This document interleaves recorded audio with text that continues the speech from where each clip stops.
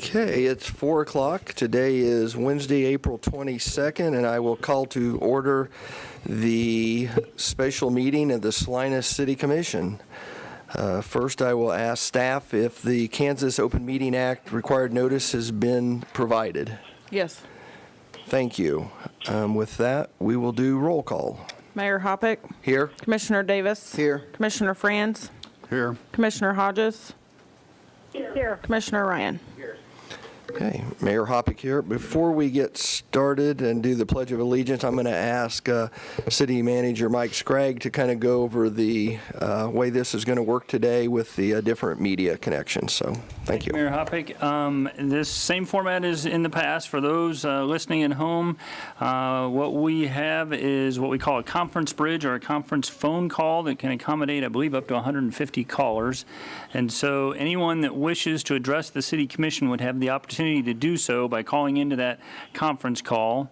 I'll give the number now, and then I'll give it in a little bit if someone has to run and get a paper and pencil. But the call-in number is 785-621-0800, and then the caller will be prompted for a participant ID, and that number is 782-956.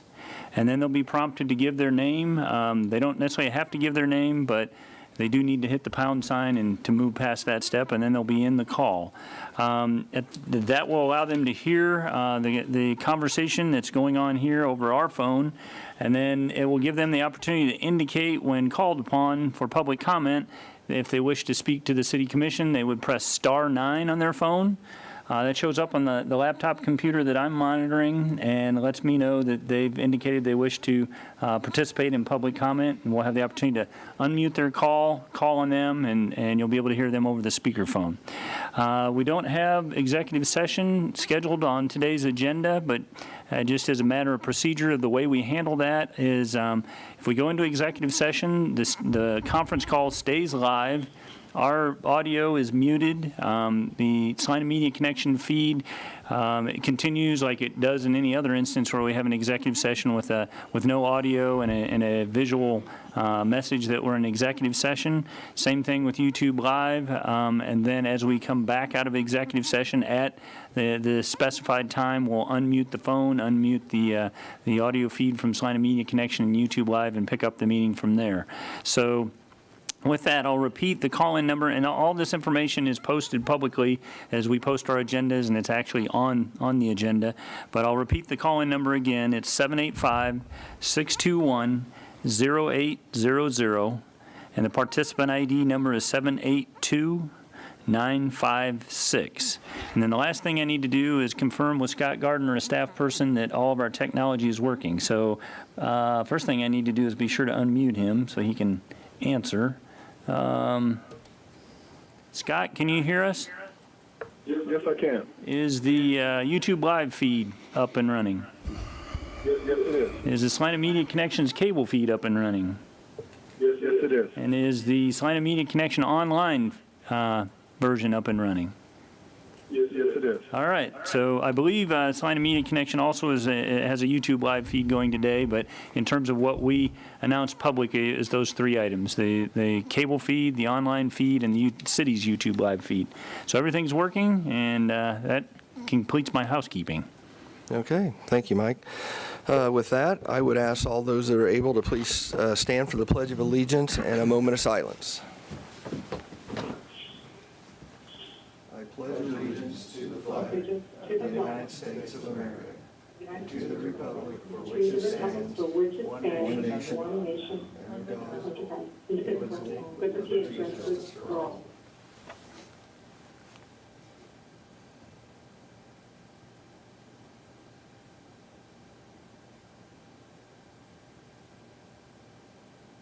Thank you.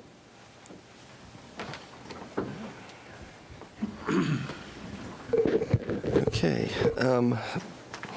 we will move into administration. I will have everyone make a note that we do have under administration an item 3.2, and that will be dealing with the resolution number 20-7830, which will be approving the city manager's recommendations for staffing. So we'll be dealing with that after 3.1. So with that. Excuse me,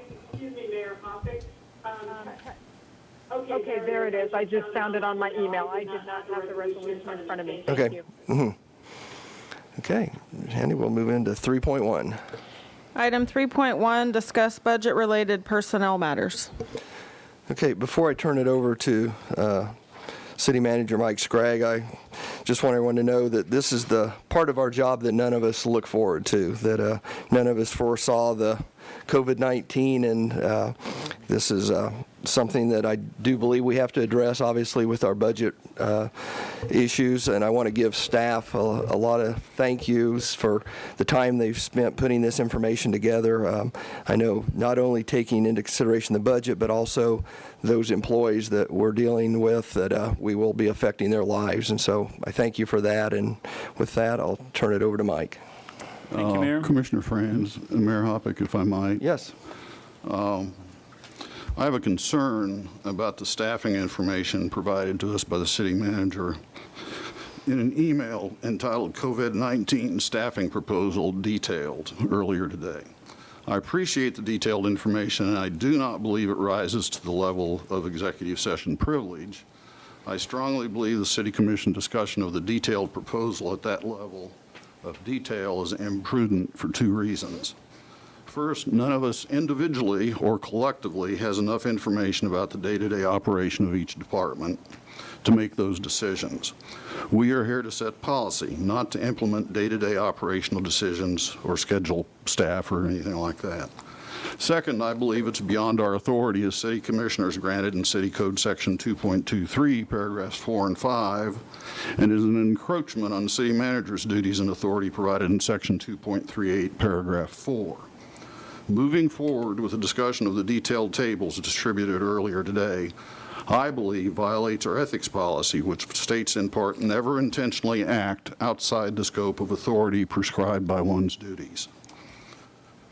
I move that we limit discussion to the departmental level summaries provided on pages 38 and 39 of the PowerPoint presentations, or similar summaries that were distributed to us last Monday. Okay. And then that was in a motion. That's a motion. Okay. Do we have a second to that motion? Commissioner Davis, I'll second it so we can certainly at least have discussion, Okay. just so I can Okay. digest everything here. Okay. We have a motion and a second. I'll bring it back to the commission for discussion. Commissioner Haas is here. I don't know if that was directed at my request to have more information about the positions that we're discussing, hourly reductions and furloughs, but I could not disagree with Commissioner Franz more, because I believe it's incumbent upon us when we are facing some of the most major and life-altering decisions that we have for our best asset, which is our employees, that we don't spend some degree of examination in terms of what positions. I don't really know if it's germane to discuss, like go down and talk about, well, is an administrative clerk worth more than a public works worker? I don't think so, but I think that in order to have the information that I felt that I needed to have, I need to see the people who are being affected and be able to take that into consideration as well. And I feel like that's a part of our duty. Commissioner Davis, is there a point in the presentation at which we would be better suited to address the motion? And I just want to make sure I have my head wrapped around it correctly. Commissioner Friend, you want to not go specifically into each position That's today? correct. I think we should need to limit our discussion to department-wide discussions and the overall effects on that department. I just don't think we know enough to talk about whether this account clerk should be 40% and this one 20% and this firefighter, on furlough and that police officer full-time. We don't have that information. Okay, now, And we could talk about it for hours today and still wouldn't have that information. as I understood from reading the front part of this, and Mr. Scrape, please correct me if I'm wrong, the department heads did that person by person, true elbow grease work to help construct this information. That work's been done by the department head, who I'm assuming would have intimate knowledge of each employee's. If I may duties. kind of explain the process, we had conversation early last week explaining work share, explaining furlough, what those things, what the details of those were. We prepared a spreadsheet and asked each department head to look at all their employees and respond back by completing that spreadsheet in terms of staff levels that could be at the 20% work share, 40% work share, and furlough. We then, the finance director, HR director, and myself reviewed those, and then we met with each department head Thursday and Friday of last week. We kind of finalized our understanding of what the department heads had provided, and as well as discussed details. We spent the weekend then going over what implementation of that might look like. And what I would tell you is we looked at that proposed staffing level and worked that through in terms of cost savings and including benefits and capers, contributions, those type of things, and ended up at the number that we're reporting to you today in terms of savings. It wasn't necessary for us to kind of go in and make a second pass beyond what we were able to discuss with the department heads. And I do want to give the department heads credit, either at the initial outset or as we had our follow-up conversation about kind of the significance of what we're trying to accomplish. Every one of them stepped up in terms of understanding the gravity of the gap we're trying to fill, the significance of it. One thing that I did stress to them is hopefully we're solving the worst case scenario. As you know, we looked at a 30-day, 60-day, and 90-day scenario. So I'm a little bit hopeful that if things play out well, we can dial back a little bit. But they were very responsive to the request. What I would tell you is I don't think any of them are comfortable that this is going to be a walk in the park.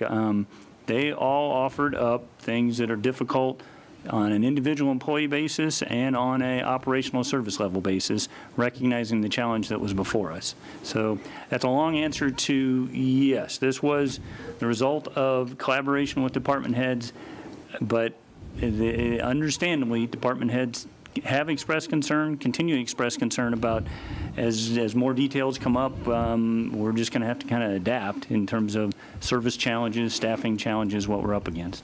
To Commissioner Franz, are you envisioning that we would become knowledgeable enough about each individual employee position to make that decision, or we should stay out of that completely? I'm envisioning that we will not become knowledgeable about that, and we should stay out of that level of discussion and decision-making. I don't mind talking about a department and saying, could this be done a little bit differently? We think this is less important or more important. But at the individual level, I have some real concerns about us trying to make those judgments and second guess the department heads who work with these people every day and they know what they do every day, and the city manager who oversees all of that every day. And I would further note, even though I said I don't think this rises to the level of executive privilege, and perhaps Mr. Bankston can correct me, there are still quite a number of positions here that have one person in them. And it's going to be pretty easy to figure out who it is that we're talking about in those cases. But again, I don't know if that kicks it to that level or not. I will defer to the legal counsel on that. But I have issues about doing this. I think it goes beyond what we're charged with doing. I guess procedure, do we then cross into and this Commissioner Davis' question for the city attorney, do we then cross into personnel matters as it relates to an individual employee? Certainly in the situation where there's a one-person department or subdivision of a department where that person's identity is easily unmasked. Yes, Greg Bingston, legal counsel. There are two levels of analysis at issue, I believe, and Commissioner Franz has spoken to both of them. You do have the matter of the respective roles of the governing body relative to the city manager, and then you do have the matter of the interest that is at issue on the potential need for or qualification for an executive session discussion is based upon the privacy interests of the employee. That's what prompts, when you get to the level of an individual employee or readily identifiable members of a class of employees, you are in that area where their right to privacy can be violated by a public discussion of matters that they would deem of their private interest.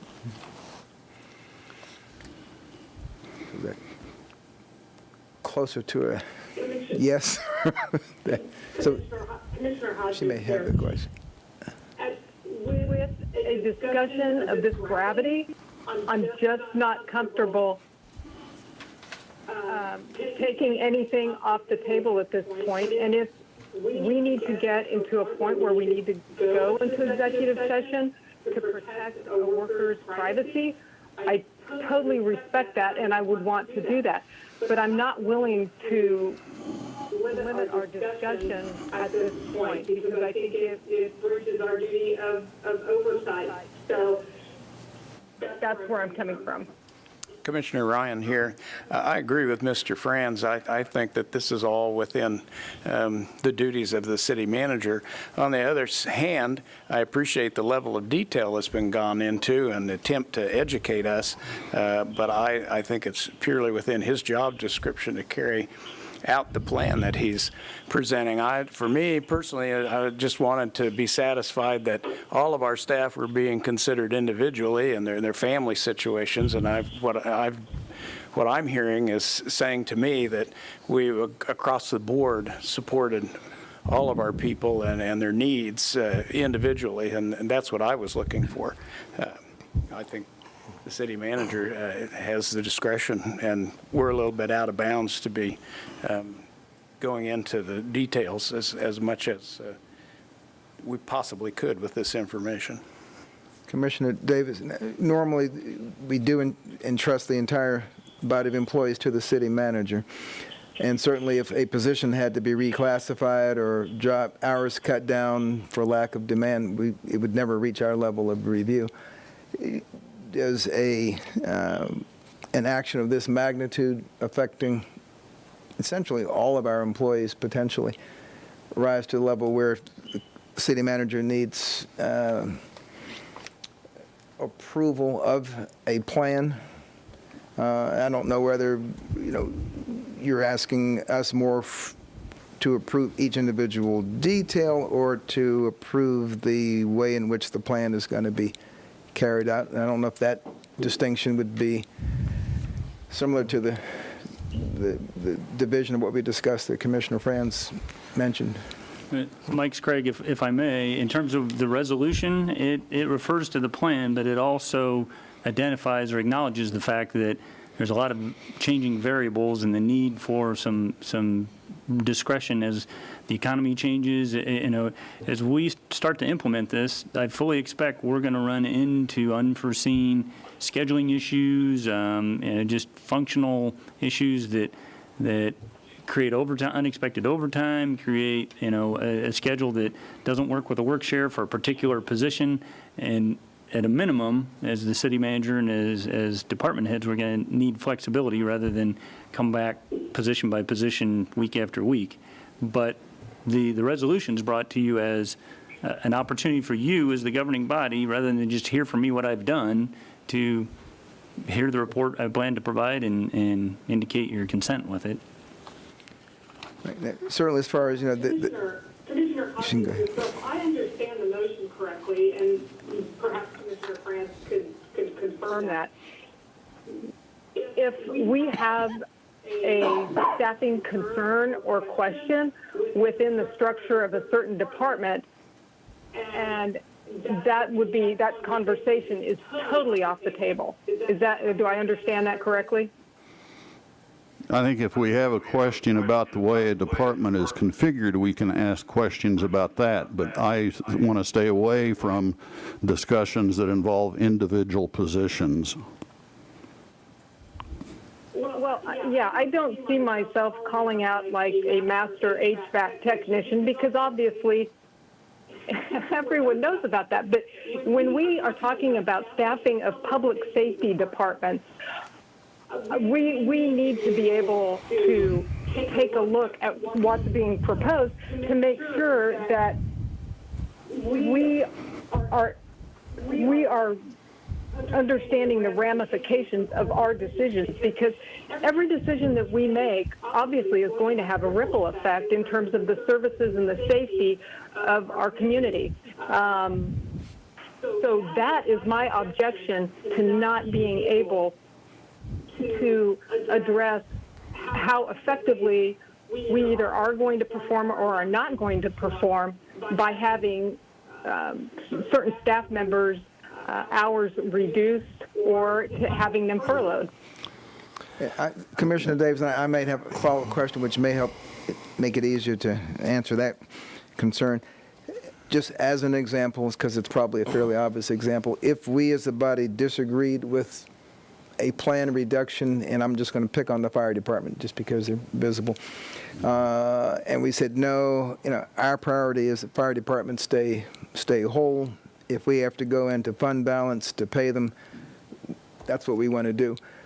Would we be removing ourselves from the ability to make that decision or that discussion we would under not. your plan? I have no problem with talking about individual departments and the proposal that is in those summary tables, but I don't want to go into discussing specific positions in those departments, because even in critical departments, we do some non-critical stuff. I mean, we do stuff that, while it's good that we do it and it's advantageous, provides a better service, we can probably live without for 30, 60, 90 days. So we can make adjustments to those sorts of things. I don't think any of us have the knowledge to make those choices, whereas the department heads who've been through this do have that knowledge, and I think they've made that choice, and we need to extend them a certain amount of respect and acknowledge that they really do know what they can live with.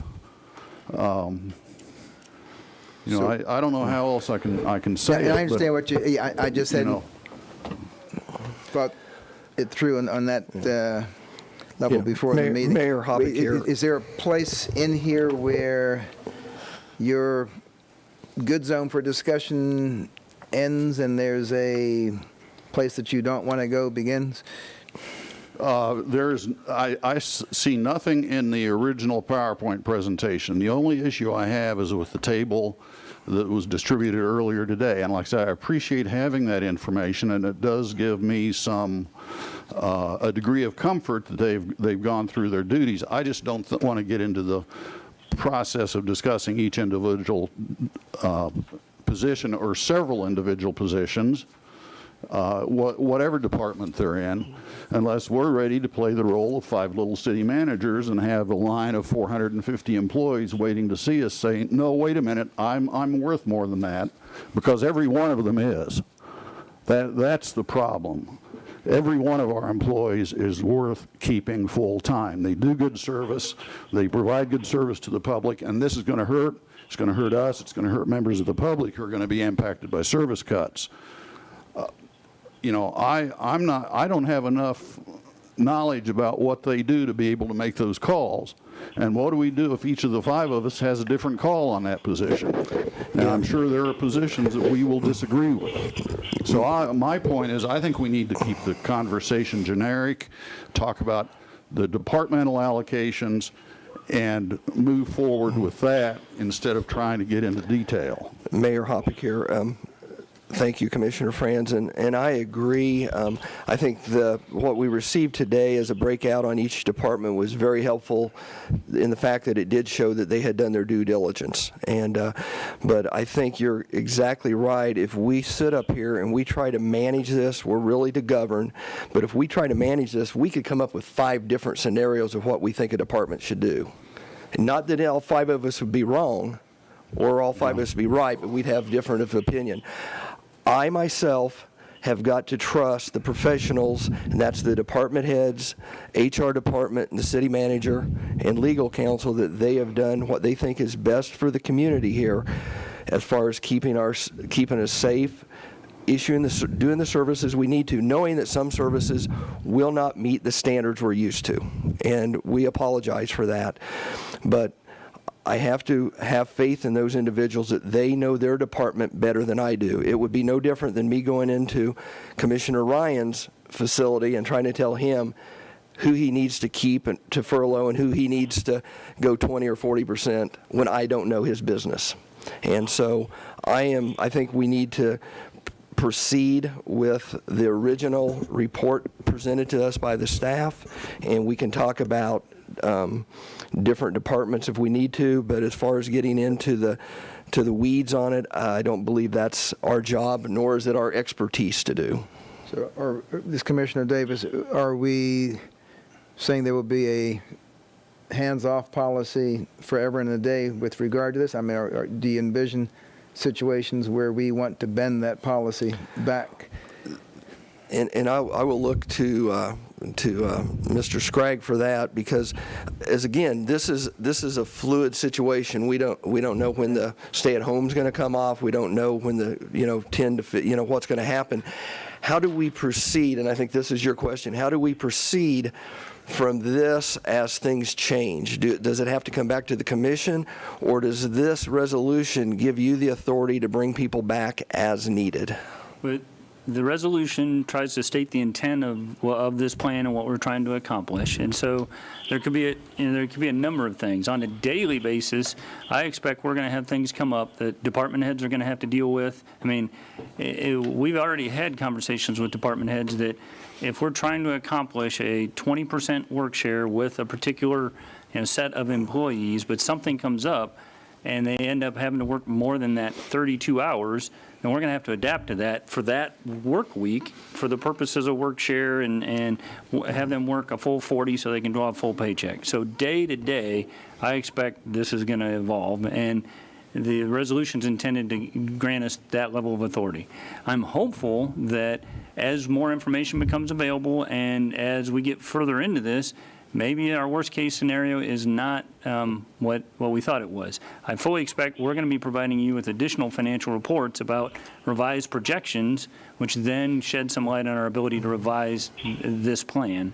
The other thing I would tell you is the resolution's intended to kind of state the intent of what we're trying to accomplish. And to the best of our ability, we have tried to take into account each individual employee's pay rate and what I refer to as a break even. And it's not going to be perfect. It's not going to be down to the penny. We don't even know all the circumstances of employees and outside employment, those type of things. But if it starts to financially, if it starts to look like we're not able to meet the intent of that plan, I fully intend to be back to you and advise you that it's not working as we intended and we need to adapt. I don't see that as something that I would implement or staff would implement and then we would just advise you. But if we can administer the plan, adapting on a day-to-day basis, and we can actually accomplish what we're trying to accomplish in terms of being mindful of employees breaking even thanks to the work share program and the federal pandemic unemployment compensation, we're going to have to be pretty light on our feet as circumstances present themselves. And when I say we, I'm envisioning that's me as the city manager and the department heads.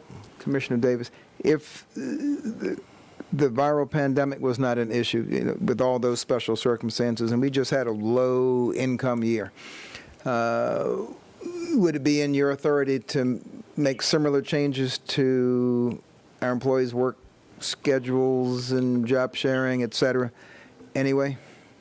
I believe the way the code is written and the way the personnel manual is written, yes. Now, I will be the first to acknowledge the significance of this is well beyond an individual personnel hearing or decision or a budget, a less significant budget adjustment. But, some of the information we provided you previously about reductions in force and layoffs and authority generally presumes if it's budget neutral or represents a savings, it's within the city manager's authority. To exceed the estimated cost of the pay plan is not within the city manager's authority. But I would welcome the city attorney's elaboration on that.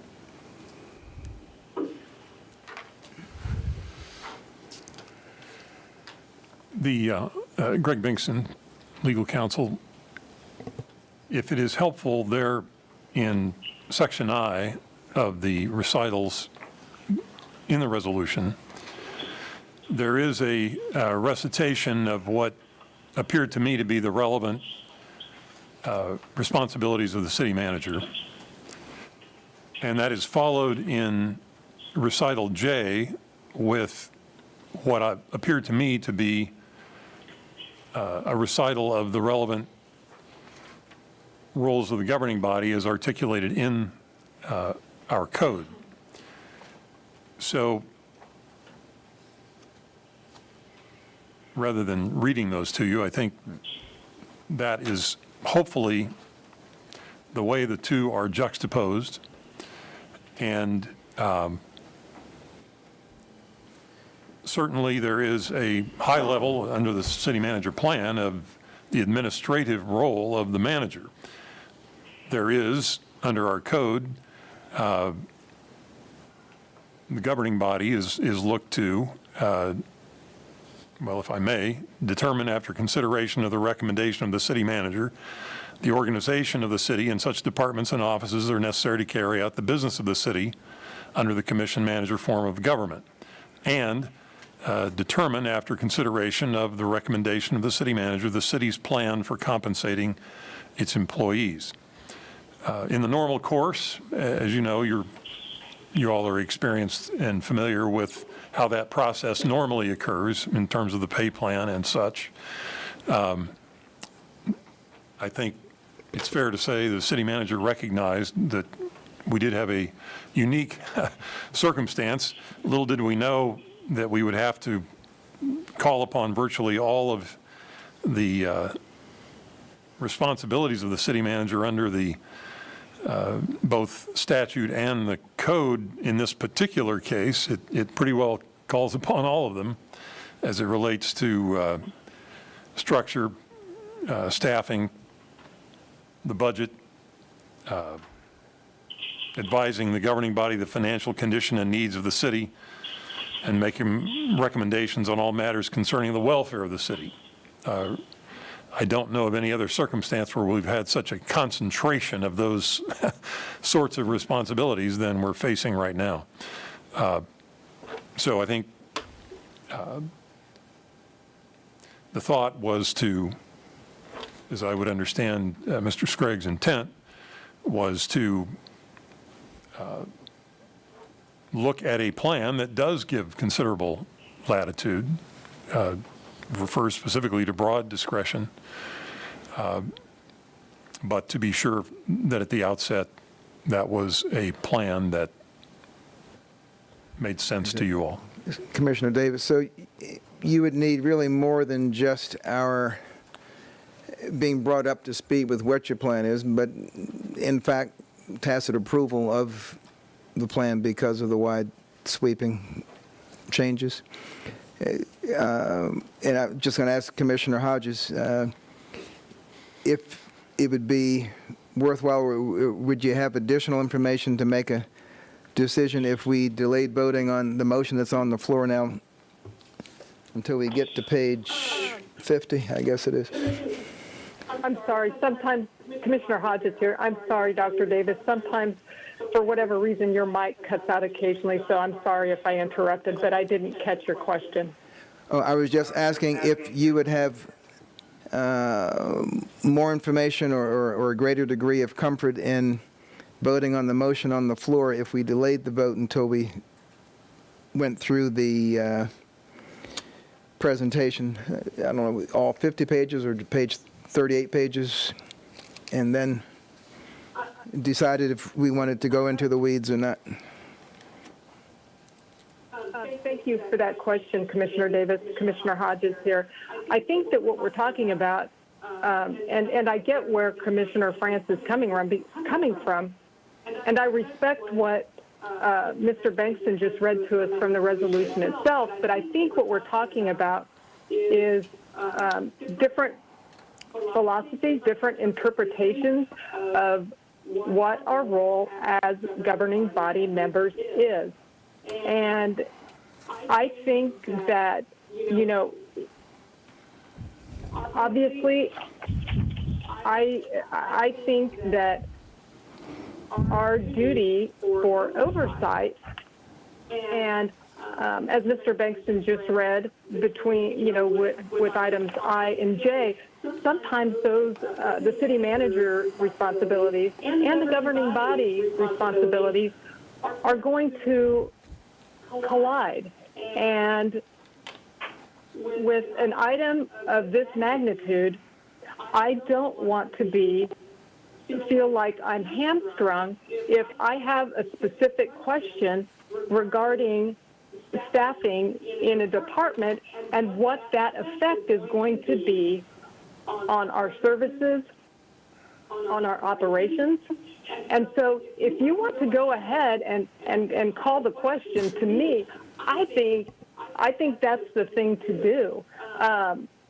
Because, and golly, I hope we aren't going to get to have all 50 slides read to us today, but I think that delaying it for another hour while that happens isn't probably going to advance the conversation anymore. I think we're talking about two different philosophies. I view it as part of my job, part of the responsibilities of being a member of the governing body, and I think that I'm probably in the minority. I think that other members of the governing body see it as the city manager's purview to do this management, and I understand that. But I guess my question back to the governing body would be, why are we here? I mean, unless we're amending the budget, what are we doing here? I mean, if Mr. Scragg is just going to exercise his judgment and implement this plan, I just don't understand why we're here.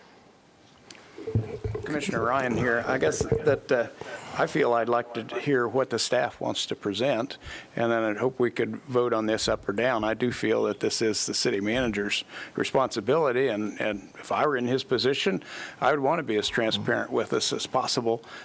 Just put it all out on the table, so I'm sure that the public will appreciate having that before them, and we should take it all in. But from my point of view, it's his responsibility to carry out the plan that he sees as best fit for the Salina municipality. Commissioner Davis, to Commissioner France, is there anything, or even to our city manager, that we would give up? I don't have an example, by limiting our discussion to just the broad departmental discussion. Commissioner Franz, I don't see anything we would give up, and you know, I do agree with Commissioner Hodges on one thing. It is a matter of philosophy as to what our role is, but that is also called out specifically in code, and part of it is referred to in the resolution. And in my view, we're here to make policy. You know, I didn't run for election to be a little city manager. I don't think any of you did either. And so we need to exercise our oversight of him.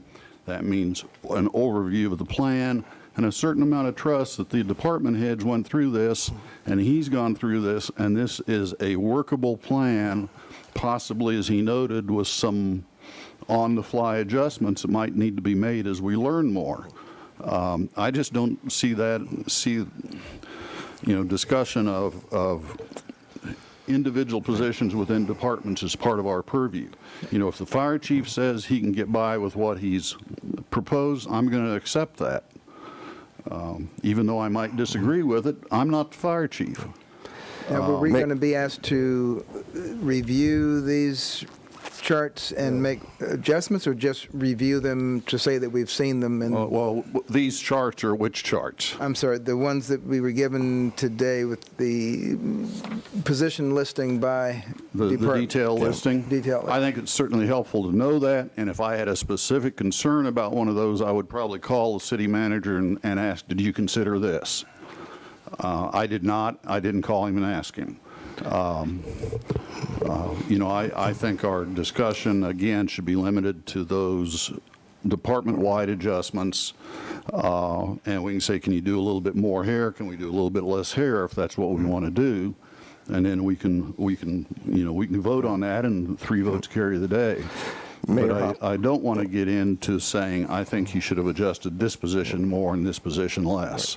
Mayor Hoppick here. I was a little taken back by the question of why are we here. I think it's pretty obvious that this is a serious matter. I think the information that's given that we're also sharing with the community shows us that staff has put exceeding amount of time into this.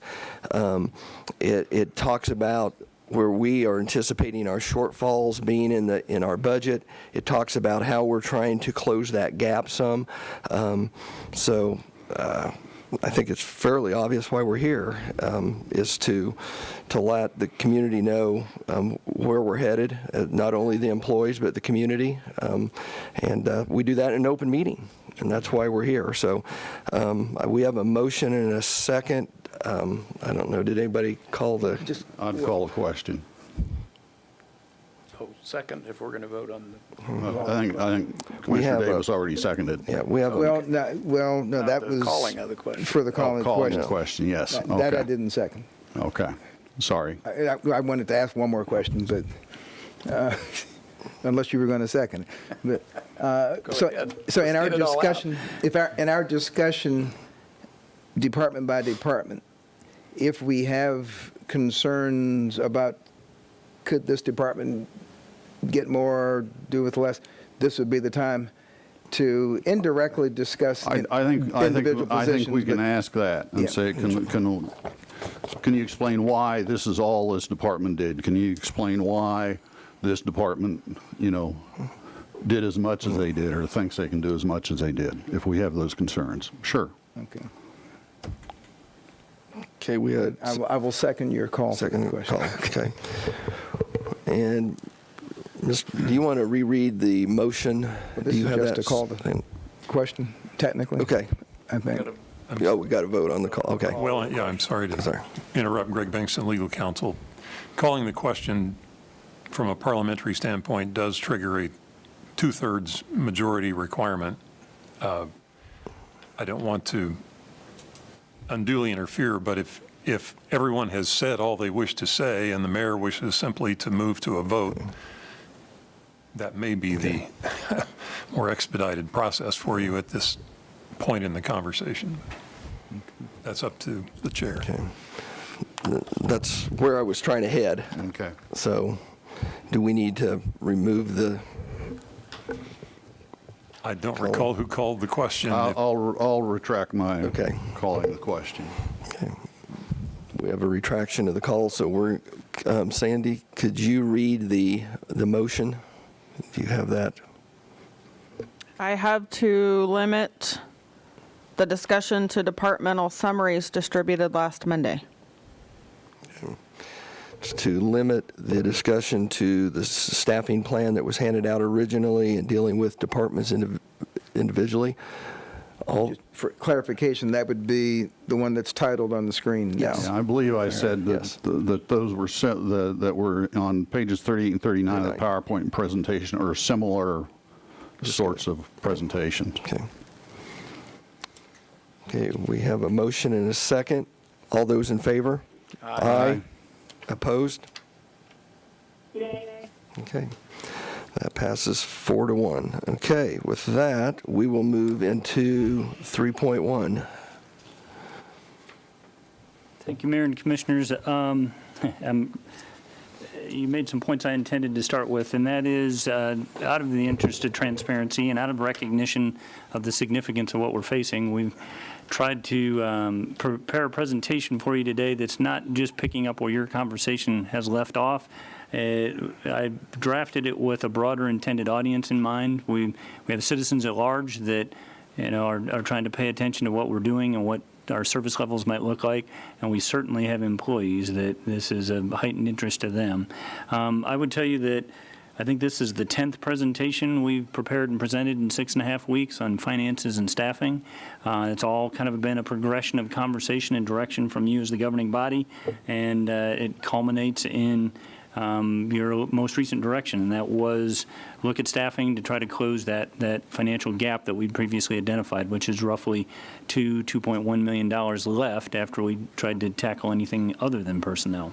So with that, a couple of other things I wanted to cover in terms of our overall approach. We are a $100 million plus organization as a budget, and I make that point to stress the size of the organization. Not that it's easy to say, well, $2 million out of $100 million, how hard can it be? Well, the $2 million is what's left after we've already gone through all the other cutting that we could to close a broader gap.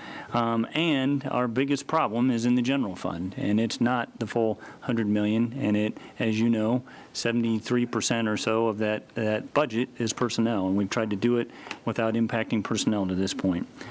We have 485 plus employees, and it would be awful easy to make some broad brush determinations and move on. We did not do that. We looked at every single employee and position and their pay rates and the impact of what I'm going to propose to you as it relates to them individually.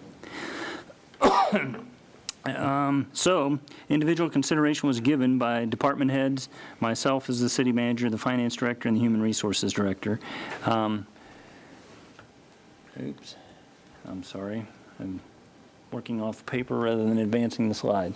So the financial model that we conducted was at the employee level, and every effort was made to minimize financial impacts. And we're going to talk quite a bit about break even, and I definitely need to give you qualify that we had to make a lot of we had to learn about how a number of programs might be applied, had to make a lot of calculations. So I feel pretty comfortable that we have got a very good model, a good understanding, and a good calculation, but it won't be down to the dollar or the penny. But it's our best effort to get to a point where employees possibly can break even. That means that we have customized lengths of furloughs and work shares depending on each individual employee's circumstance. At the point that they stop breaking even, we assume that we bring them back in a full capacity. And so all the numbers that we've calculated and the plan that we are proposing is customized to that level of detail. I won't go over everything in the next slide, but I did want to cover for your benefit as well as possibly the employees' benefit, what do we know right now? And unfortunately, it's not as much as we'd like to know, but this is essentially is a summary of the timeline of what's transpired that's impacted our finances. And so the big takeaways there are we had two mass gathering limits. First it went to 50, then it went to 10. Those took place in March, and then early April we had both the county level safer at home order, and that was March 27th, and then the governor's executive order for a stay-at-home order. Obviously, those are what are driving our financial projections and our financial difficulties at this point.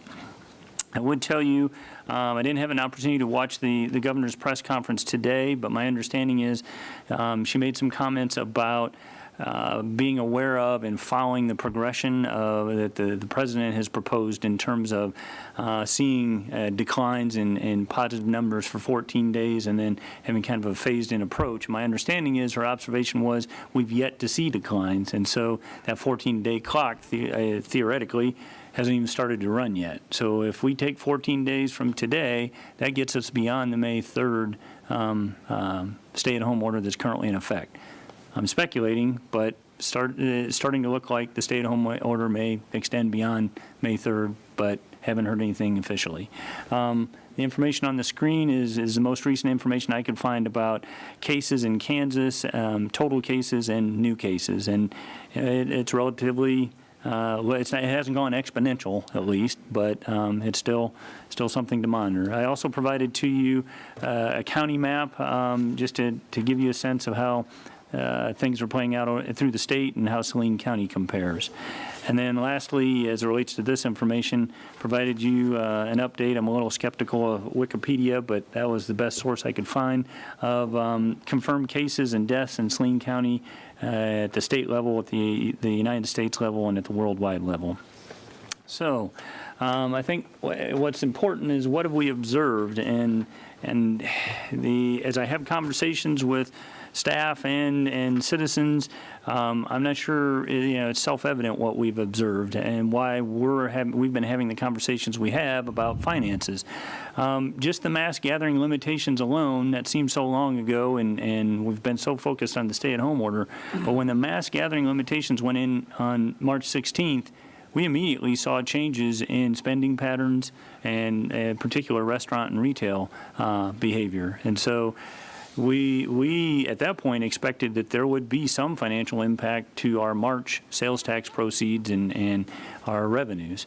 Then the stay-at-home order kicked in, and that undoubtedly has significantly limited local activity and spending, and that's still in effect. And if you're reading locally or nationally, there's just a lot of conversation, a lot of uncertainty about the impacts of that. And you've heard me say, I don't know how many times now, sales tax is 2 months in arrears, so we really won't know what the April stay-at-home order did to our sales tax proceeds until essentially the beginning of July.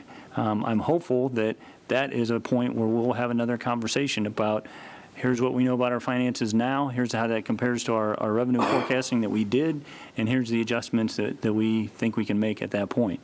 But we're getting snippets of information, basically anecdotal information, that I don't feel comfortable relying on, and we really won't have a whole lot until the 1st of July. The anecdotes that we are coming across are at least somewhere in the range of some of the forecasting we did. So I'm a little encouraged that while we may have felt like we were being overly conservative, the information that's starting to come in is at least kind of synchronizing with the forecasting that we did. Having said that, that's about 3 pieces of information. It's not anywhere near the level of detail that we really need to revise our forecast.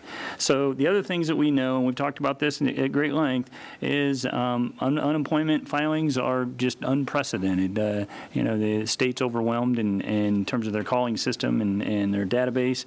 And then we've spent a lot of time trying to become familiar with some of the supplement programs, the federal pandemic unemployment compensation and how that's going to work, as well as the state's work share program.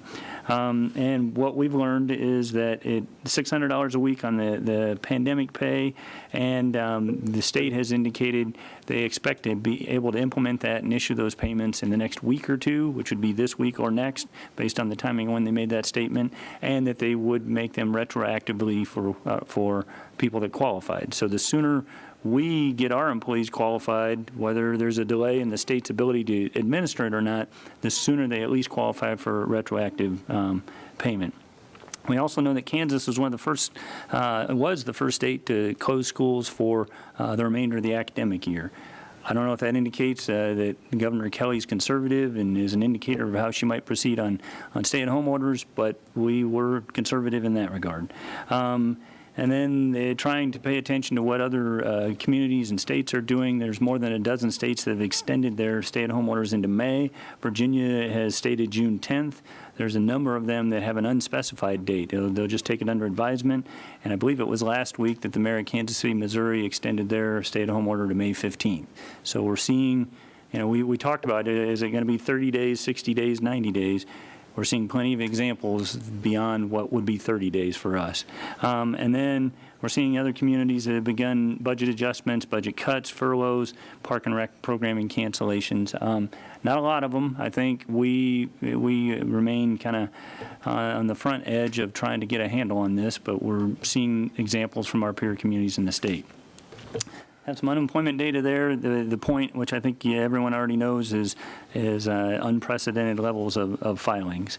I keep seeing references to 4 stimulus bills, and I have had a little trouble making sense of those 4. As I understand it, there was one that really probably didn't get our attention, and that was the Preparedness Response and Supplemental Appropriations Act. That was directed more at emergency funding for federal agencies.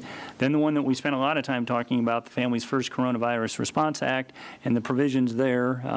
The 2 that are of interest to municipal governments are the emergency paid sick leave and the emergency family medical leave. And as you well know, as a municipal government, we are excluded from, we have to observe the emergency paid leave and the emergency family medical leave, but we're excluded from the reimbursement that a private employer would receive. I would tell you that, when it came time to implement the stay-at-home order, some of the thought process that I went through was, number one, I did not want to just blanket say that we're a government and we're essential and all of our employees come to work from just a safety standpoint for our employees. Secondly, I do know there are quite a few communities that have said, well, if we're going to be paying them leave one way or the other, let's have them work from home in whatever capacity they can. I've heard of employees being told just to read things about what you work on the internet and call it good. I intentionally wanted to make use of the leave in part so we didn't have to manage what people were doing at home, but more importantly, holding out a little bit of hope that maybe the legislation would get changed, we would become eligible for that reimbursement. And now as we've run the numbers, if we get lucky enough to have that come through, that might close the remaining gap that we have identified. So it at least keeps our options open in terms of eligibility if that should break our way. And then the third stimulus bill is what's being referred to as the CARES Act. That's kind of been the most recent conversation, and now CARES 2, which I believe the Senate approved, and it's going to the House, would be the 4th bill. So I don't know. The big thing out of the CARES Act is that $600 a week of unemployment supplement, the 13-week extension to unemployment, and the $1,200 stimulus checks. Those all kind of factor into the impacts on our employees and their finances. CARES 2, there seems to have been some discussion about extending that $600 a week of unemployment supplement. Don't really know how that might play out. And from what I've been able to see, there was conversation about aid to local governments, and that was put off. It was everything from Secretary Mnuchin to Congress has said they'll take that up in, I guess, a 5th stimulus bill if they do. So the other thing I think I've shared with you before is what we are seeing in terms of the aid that is being made available is it is targeted at coronavirus response costs. It's not intended, it's very intentionally excludes cost recovery for lost revenue. And that continues to seems to continue to be a theme. I am seeing some conversation about it. It should be broader than that. Haven't seen a lot of movement in Congress on that regard. So what do we not know? We don't know the duration of the stay-at-home orders. We don't know whether we're going to have a reoccurrence. We don't know the likelihood of mass gathering limitations being extended beyond a stay-at-home order. We don't know the duration of any additional mass gatherings. A lot of conversation about whether this will come in waves in terms of COVID-19 exposures causing additional impacts out in the future. I'm very concerned about the extent and duration of lingering unemployment and what impact it might have on our economy and our budget, as well as are we going to see alteration of social spending and spending patterns that, when we feel like we're back to our new normal's less than what we have budgeted for in the past. Small and large business closures, we seen some numbers there, and that obviously impacts our budget as well. And then just the financial impacts on the local economy and the city of Salina budget. And we've talked about the timing delays. There's 2 slides that occurred to me that might have been worthy of putting in, and I didn't, and that is what do we control and what don't we control? And obviously we don't control a whole lot in this scenario. There's not an easy path forward. What we control is our budget, and we've got a few items remaining that we intend to staff through, but we have kind of taken a line item look with you at our budget in detail. So what have we done? As I mentioned, we've reviewed the legislation, so we had a good understanding of it. We temporarily amended the personnel manual to provide both 80 hours of City of Salina, what I'm calling COVID paid leave, as well as make provision for the 80 hours of, or at least allow for the 80 hours of federal emergency paid leave, and then we have 120 hours of COVID leave advancement. And that, you know, we were on the leading edge there as well in terms of our interpretation of the Families First Act and our thinking that the 80 hours, of emergency paid leave would pick up a stay-at-home order, and that conversation kind of turned 180 degrees. We came back to you and you amended our policy. Then it turns out our interpretation was how the Department of Labor interpreted it, but we left our 80 and the other 80 in place, so our employees had the benefit of 160 hours of paid leave in a stay-at-home order scenario. They can use leave that they have on the books with us if necessary, and they can advance another 120 hours of leave. So you know, rather than dialing that back, we left it in place. So we've, as you know, we've reviewed our finances and budget in detail. We've reviewed available financial forecasting information and data to try to prepare our own forecast, and we prepared multiple revenue forecasts for you, a 30-day stay-at-home order scenario, a 60-day, and a 90-day, and that doesn't necessarily mean that has to be consecutive. That could be in, out, in terms of stay-at-home orders. Additionally, then, we've reviewed in detail all the non-personnel expenditure categories: commodities, contractual services, capital outlay, interfunds, other expenses, and all of our outstanding project contracts and whether we wish to go forward with them or not. So again, some of this information is for the listeners at home, but we've provided a breakdown of where our general fund revenue comes from. 30% of that is sales tax, and sales tax is most likely the revenue source to be impacted the most. So yeah, that just compounds the significance of the impacts of all this on our budget. Additionally, then, how are our general fund expenses distributed? And there's 63% in just personnel and benefits, and another 10% in healthcare and work comp. So there's the 73% of all of our expenses that are personnel related. So that really, when you're trying to recover or balance the budget on that remaining percentage, it just doesn't leave a lot of room. So we did try to leave personnel decisions and adjustments to the end. So what revenues have been impacted? We've been through all of this. I provided just a very summary table of our revenue line items and our assumed losses in a 30, 60, or 90-day scenario. So when we talk about we have a $2 million gap to fill, that's because we started with as much as a $5.6 million gap, and all the other things that we've already just talked about that we've done have gotten it down to $2 million. And I would note as well, that's assuming the things that we talked about in the sales tax capital fund and netting out those to get to that $2 million. What revenue impacts have we forecasted? Essentially that, and I'm shade colorblind, but to me that's a salmon-y, pinky gray color in the top of the pie chart there. That lost revenue is 13% of the budget. So that's the gap we're trying to close. What expenditure reductions have been identified? As you know, in terms of personnel, our first pass was at temporary staffing. And so we looked at that and the employee benefits. We made a first and a second pass at commodity projections. Our first pass was $219,000, and then we identified another $103,000. We made a pass at contractual services, and first and second pass found $450,000 and then another $112,000. And capital outlay, now I would tell you, this is just the run-of-the-mill capital outlay within a department's budget. Photocopiers and staplers, and this is not police cars and motor graders. And so there was $176,000 identified out of capital outlay.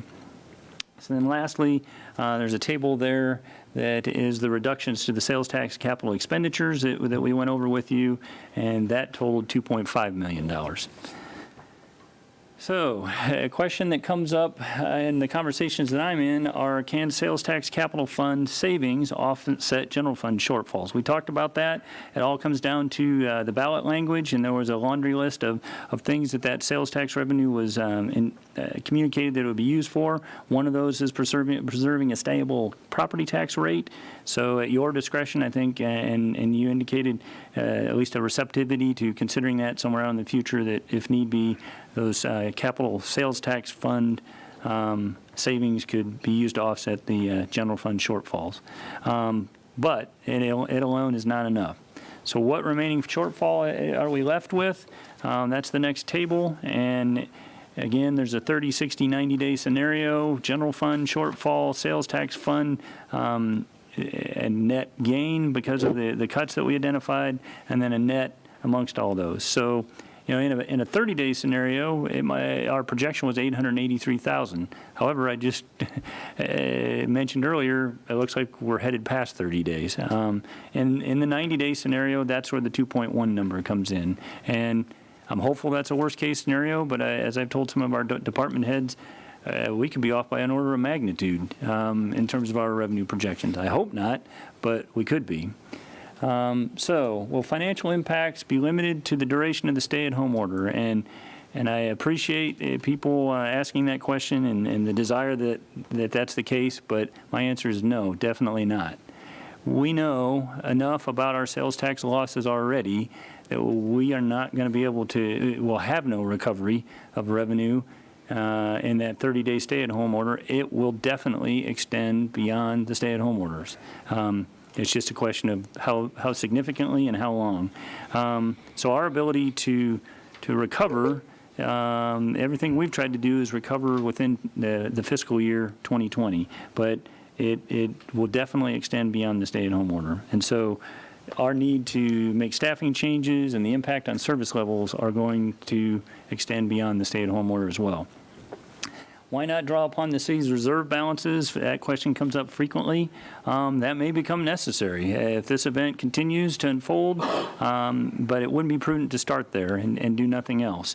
Now's the time to consider budget and service reductions. Additionally, some of these federal programs that we're trying to take advantage of expire in July. So it would be in our own financial best interest, as well as our employees, to try to take advantage of those and not just draw upon reserves and miss that opportunity.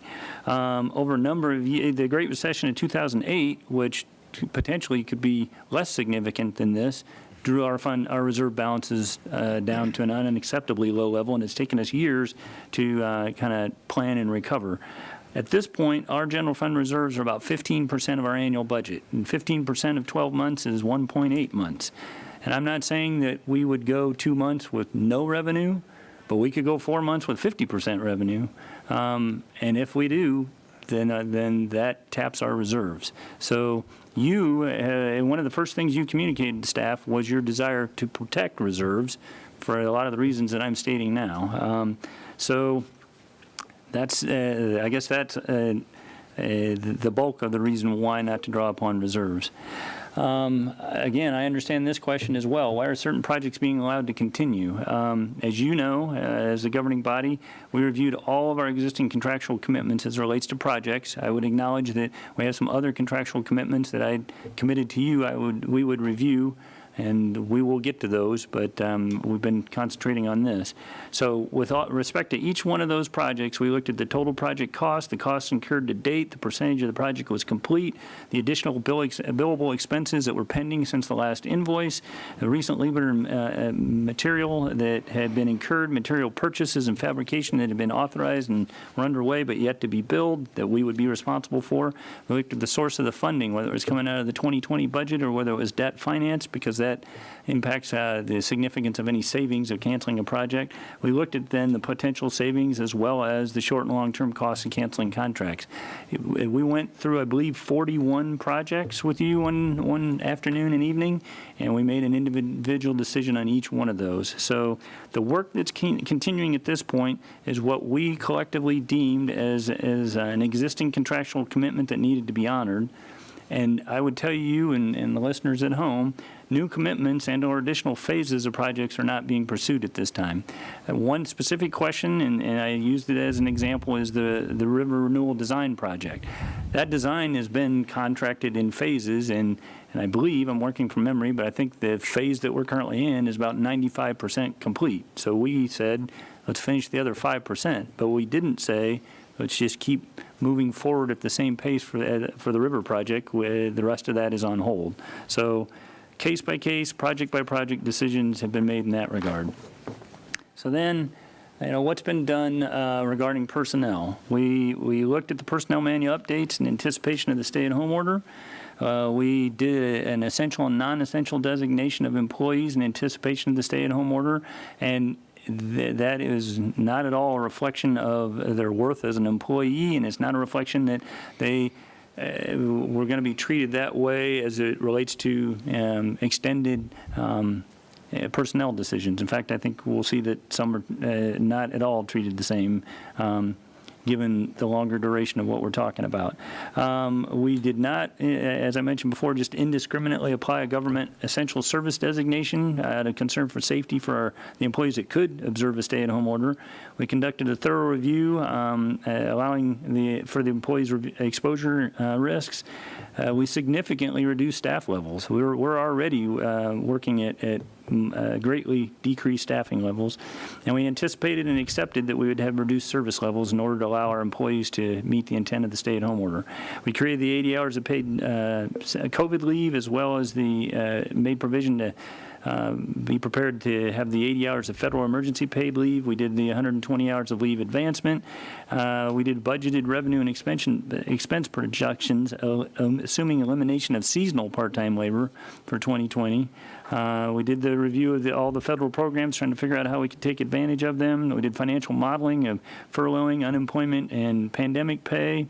And then on April 13th, we walked you through a staffing presentation, and the bullet points of which are on the slide there.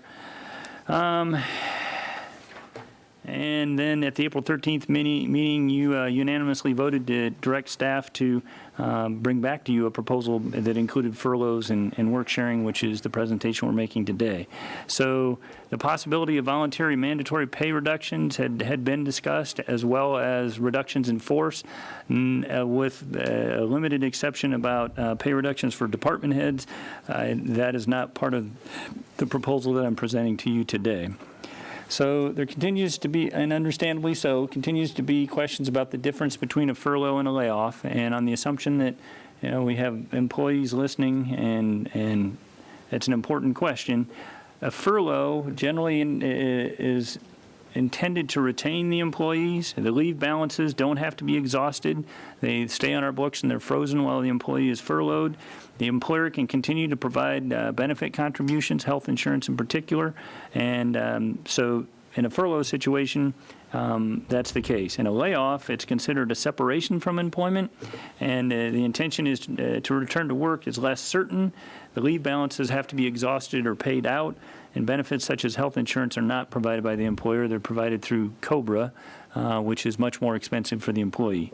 And so it's our understanding that an employee is likely to be eligible for unemployment in either scenario, so we've focused on furloughing rather than a layoff. So what are the impacts on the financial savings of some of these approaches? A furlough on a short-term approach, we're definitely going to have lost productivity. We might lose employees that are looking to find other jobs, and it will result in significantly decreased service levels. We would see 100% salary savings, and the $600 a week supplement would be available until July 25th.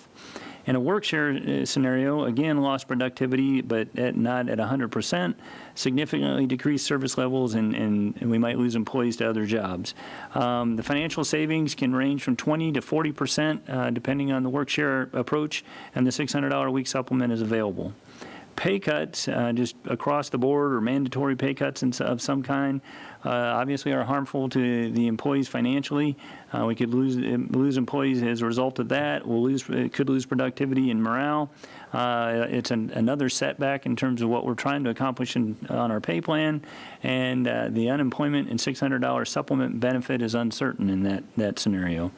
From a financial savings standpoint, there would be partial salary savings at whatever percentage rate the reduction was implemented at. But the 20% is the minimum threshold for a work share program, and 40% is the maximum. So if the assumption is a 10% pay reduction, it's less benefit than a 20% work share, and it has ramifications for us and the employees. So federal pandemic unemployment compensation is a very important component of what we're proposing to you today. We've covered this before, but I think it's important and hopefully reassuring for employees to know that if an employee is eligible to receive at least $1 of underlying unemployment benefits for the week, they receive the full $600 unemployment payment. That is a direct quote from the information that we've been able to find. So it may seem a little counterintuitive, but the $600 is not prorated or in any type of proportion. It's in full. It's administered by the state. It's anticipated to begin in a couple weeks. They have said they will make retroactive payments. Another point worth noting is our next payroll is May 1st, and that would be a full pay period. Before we would implement anything that we're proposing today. So if there is some lag time in terms of the state's rollout of work share and the pandemic pay, hopefully there's a full paycheck May 1st, there's retroactive payments from the state, and employees don't see a significant gap in funds. It is received in addition to the Kansas unemployment payment, and it can result in an employee receiving combined compensation that exceeds their current base pay with us.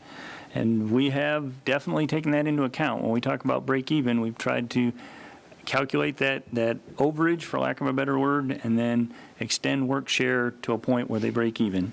And it expires in Kansas on July 25th.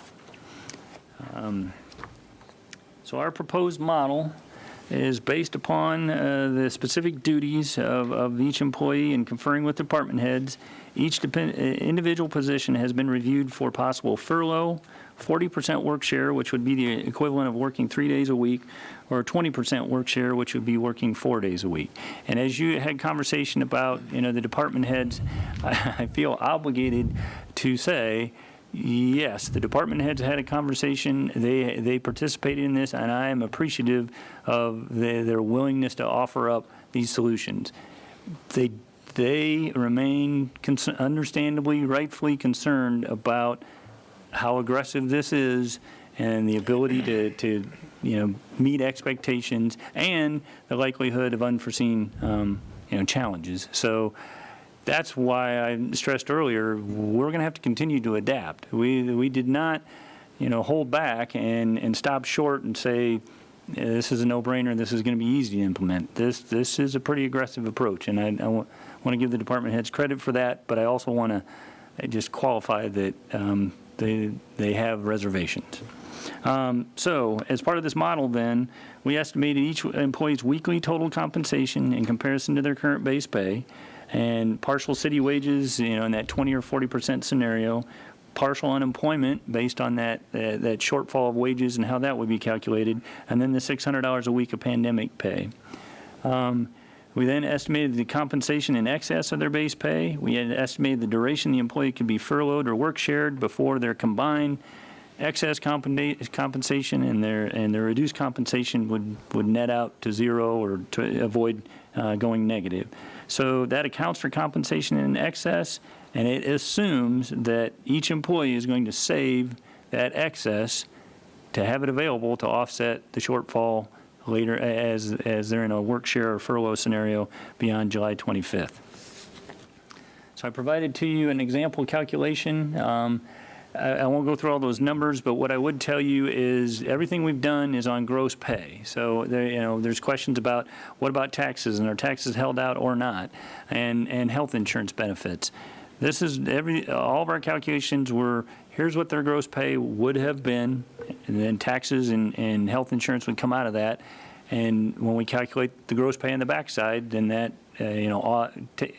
considers taxes and other costs the same, and they should be apples to apples. So in this scenario of a $25 an hour employee and a 40-hour work week, you can see that they have almost $5,900 of compensation in excess by July 25th, and then $2,500 shortfall from July 25th through 32 weeks to get them to the end of the year.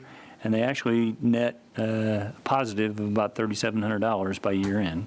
I guess that's one of the things I should tell you. As we modeled the work share program can be for a year. And so some employees could have had work share extended into spring of next year. We capped it at the end of this calendar year. It just felt like it's going to be hard enough to maintain these service levels and respond to the public's expectations through the end of the year. Carrying it into next year was just more than we built into the assumption. I guess if it comes down to it, that might be some additional savings that could be identified. So, as I mentioned, the proposed model assumed work sharing through the end of the year. It, without a doubt, significantly sacrifices service levels due to the staffing reductions and the hours to the public. If we're on a 20% work share, and that's 4 days a week, that probably the most effective way to implement that would be to have our offices open 4 days a week. That doesn't mean that some people won't be working 5 days a week, but we just don't have staffing levels to maintain that, and it avoids the need to try to take what limited staff time we have and cover reception desks and phones and things like that for 5 days a week. I would tell you, in the recession of 2008, there were examples of communities that took that approach. Some of them did it thinking it was utility savings driven, and others it was staffing level driven. So in this model, the city payroll savings are realized due to the decreased work levels, and the employee is financially backstopped by unemployment and the pandemic unemployment compensation. We've conducted an individual review for each employee, and the calculations are not going to be exact. If they have outside employment, if their base quarters that unemployment uses, well, it may vary a little bit, but we feel fairly confident that we are not off significantly based on what we know. So, the other thing to note is work share is more financially beneficial to the city than a 10% pay reduction, because we're able to work share at a minimum of 20% rather than 10%. And then that makes the employee eligible for the unemployment. And the proposed approach extends work share, accounting for that compensation. And the proposed approach transitions department heads to 10% pay reduction once that break-even point is hit, whether they're furloughed or work shared. When they break even and the 20% work share format actually would be impacting them 20%, my proposed model is to do a pay reduction of 10%. I would tell you, depending on the department head's rate of pay and whether they are 20% or 40%, that length of time varies. But there are 3 employees that would be 10 to 12 weeks, and then the remainder, the 22 to 24 weeks, would be a 10% pay reduction. There are 6 department heads that would be 17 weeks in a 20% work share program and 16 or 17 weeks at a 10% pay reduction. And there are 2 that would be at a 20 to 22 week scenario for the 20% pay reduction, and then 12 to 14 weeks of 10% pay reduction. On principle, that the highest paid employee will run out of break even the soonest and be on the 10% pay reduction the longest, and will have the highest financial impact of a pay reduction. So trying to balance some of the conversation you had previously and the expectation you communicated, while still maximizing the benefit of the work share program. Service level reductions, they're going to be significant in most departments. It's going to correspond to the reduction and we're going to have a corresponding reduction in service level expectations. And I think that probably is one of the biggest concerns of the department heads, and understandably, it's hard to shift their thinking from what we always do and the service we always provide. And I've had to just kind of reassure them and be forceful that it's not reasonable to expect we're going to reduce staffing levels like we're talking about and continue to maintain the service levels we do today. So I mentioned the implementation of a 4-day work week in offices, employees returning to work on varying schedules depending on when break even occurs for them, and that the impacts of the reductions will be felt through year end. Reductions in force was something that we talked about, and I mentioned I don't have it in this proposal. If the numbers get worse, we may need to talk about that. And if the concern is just organizationally, do we need to talk about right sizing or zero-based budgeting or budgeting for outcomes? That's more of a budget conversation. We certainly can have that. But in these tough times, my focus was trying to come up with a way for employees to break even, not implement a reduction in force right in the middle of a tough time to go find another job. So staffing tables. Tried to provide you some summary there. The first one is just our distribution of employees currently. We have 478 full-time employees, 4 classified part-time employees, 4 regular part-time employees, which totals 486. This does not at all contemplate the 88,000 hours of part-time work that we hire for the Parks Department alone. That is all seasonal labor. 25,470 of those hours are mowing and maintenance. Another, I think, around 25,000, I could be wrong about that number, is Kenwood Cove.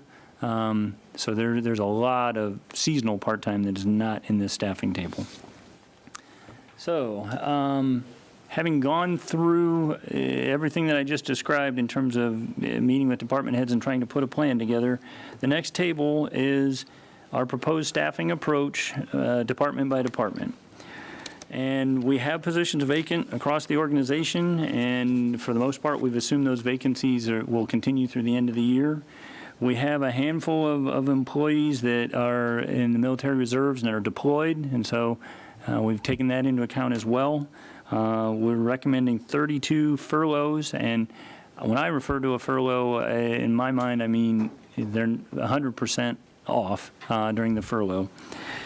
We recommended 65 at a 40% work share, which is 3 days a week.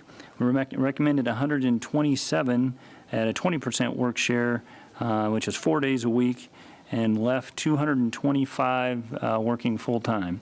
I intended all along, and I hope I'm not straying too far into the weeds, but to give you a little bit more context about that, department by department, in the Arts and Humanities Department, everyone is furloughed with the exception of 3 individuals that are all on 40% work share.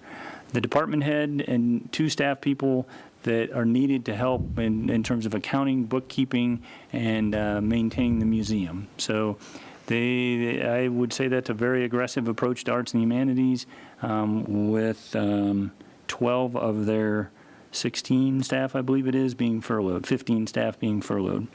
In the city manager's office, we have 3 employees proposed for 40% work share and 2 employees proposed for 20% work share. The 20% work share is myself and executive assistant. She's been able to work from home and answer phones and provide support to the city commission and to me and to cover phones. And we just felt like as we're calling special meetings and doing everything we need to do, 4 days a week was appropriate. In the computer technology department, they work 24/7, or they're at least available 24/7. They are short-staffed. They already have a vacancy and a staff. I recently promoted a staff person to interim department head. They were very gracious in accepting that and agreeing not to backfill their position. So they're basically taking on 1.5 to 2 times as much work. So we focused the 20% work share, we focused the full-time work on kind of the support techs that keep the system going, and the 40% work share are the people that provide more office and software support and those type of things, recognizing that everyone in our organization is just going to have to be patient, that if they need tech support, that's going to take longer. In the development services department, they probably had the widest breadth of services that they provide, and they were surprisingly creative in terms of their approach. None of their employees are full-time. There are 4 employees that are furloughed, 2 of those being building inspectors, and 1 of those being in the Community Relations Department, and 1 of those being a planner, 1 out of 3. The Community Relations Department is our affirmative action housing discrimination division.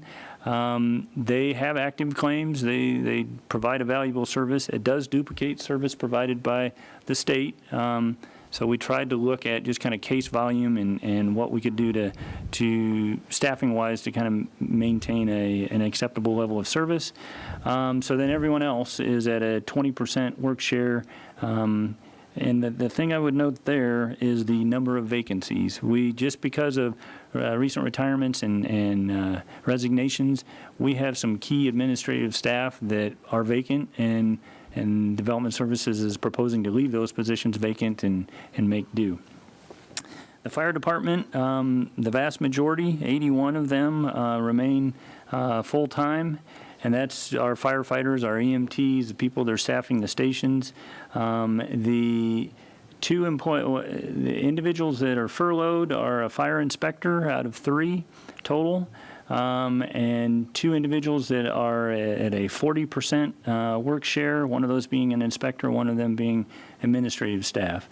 At the 20% level, we tried to identify everyone else that works an office, administrative, managerial, more of a Monday through Friday 8 to 5 schedule, and that was 3 individuals: the department head, the fire chief, training chief, and an office business manager. In finance and administration, we had, 14 altogether, and I'd note the finance and administration is truly finance, the city clerk's office, account payable, account receivable, and water customer accounting. So there's 6 individuals that are at a 40% work share, and those are everything from the deputy city clerk and customer accounting reps and accounting tech. We had quite a bit of a conversation. If we have multiple water customer accounting staff on 3-day work weeks, can we get enough overlap so that we have the office staffed on all the days that we're open, and then the remainder of the department is on a 20% work share. Human Resources only has 4 employees in it to begin with, and they've been overwhelmed with everything that we've had. I shouldn't say overwhelmed. I've never seen Natalie look overwhelmed in all of this. But the amount of work has been incredible. So quite a few people staying home in that department right now. We fully anticipate when we implement work share, furlough, unemployment, and all the paperwork that goes with it, their work volumes, I don't know what percentage to say it's going to go up. So what we did in that department was a 20% work share for all 4 employees. That's 4 days a week.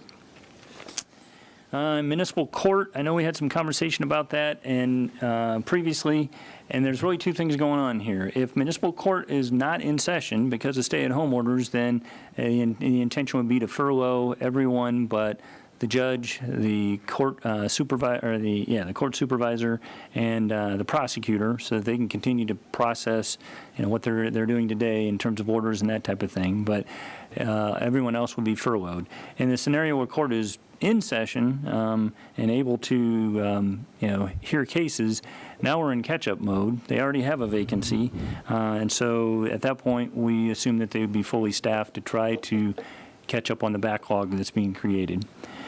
In the Parks and Rec Department, that one's a little bit harder to summarize, but what I would tell you is out of 50, well, first of all, I touched on it before, the part-time reduction alone is 88,000 hours that we've already said we're not going to staff. And I think that's about, if you look at the season that they work in, I think that's about 25 full-time employees that equivalent. Then on top of that, and recognizing that 25,470 of those hours are mowing and maintenance, on top of that then, we are reducing the workload or the work schedule of all but 10 of the 55 remaining parks employees. And the 10 that are not, that are working full-time are custodial and building maintenance. And the reason being, they've had to accelerate their custodial work. We've had other departments praising them because it's noticeable the work that they're doing. But just in terms of trying to keep up with COVID-19 and sanitation and building maintenance items, we just didn't feel like we could lower those staffing levels. In the police department, that one understandably generates conversation. There's 106 employees in the police department, all told. We furloughed, and we are proposing to furlough one administrative position.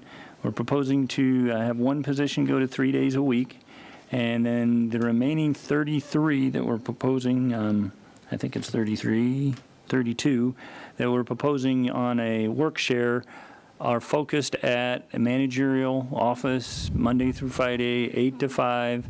That does include detectives. That does include some sergeants and supervisors that function on kind of a 5-day schedule. We've had conversations about, how do we supervise when we're only working 4 days a week? And my response was, they may have to work 5 days a week, just not eight hours each one of those days. And so, those work reductions are not dispatch, are not patrol officers, with the exception of school resource officers. Our agreement with the school district is they compensate us while they're performing school resource officer functions, and then they come back on our schedule in the summertime, and they, kind of our additional staffing that's available in the summer. So rather than furlough, we didn't want to have that much of an impact, want to preserve some staffing flexibility. We propose that they go on a 20% work share. One of the officers that provides security at municipal courts on 20% work share. Detectives, sergeants over traffic and training, additional detectives, support specialists, and support supervisors, and secretaries are the remainder. That is more than I expected, to be honest, going into it. But after having a detailed conversation with the chief and deputy chief, that's what we were able to identify. I will be the first to acknowledge that detectives don't get to control their schedule. If we have a homicide, it needs to be worked. If we have other things come up, it needs to be worked. And that's an example of, with the best of intentions, if we're on a work share approach, we may have to deviate from it. My hope is that we can be proactive in our scheduling so that we have things accounted for and keep our options open, but we just won't be able to control all that. The other thing I should have mentioned earlier is the work share program looks at a work week. And they look at, if we say they're on a 20% work share and they're going to work 32 hours, then they need to work 32 hours in that week. If they work 33 hours in that week, that doesn't meet the work share program, and it causes a problem for unemployment and federal pandemic pay. In that scenario, we need to be cognizant, and so we can't flex out, you worked extra this week, you can work less next week. So if we have an occurrence of overtime at the end of that work week, that's a problem that's going to impact this plan.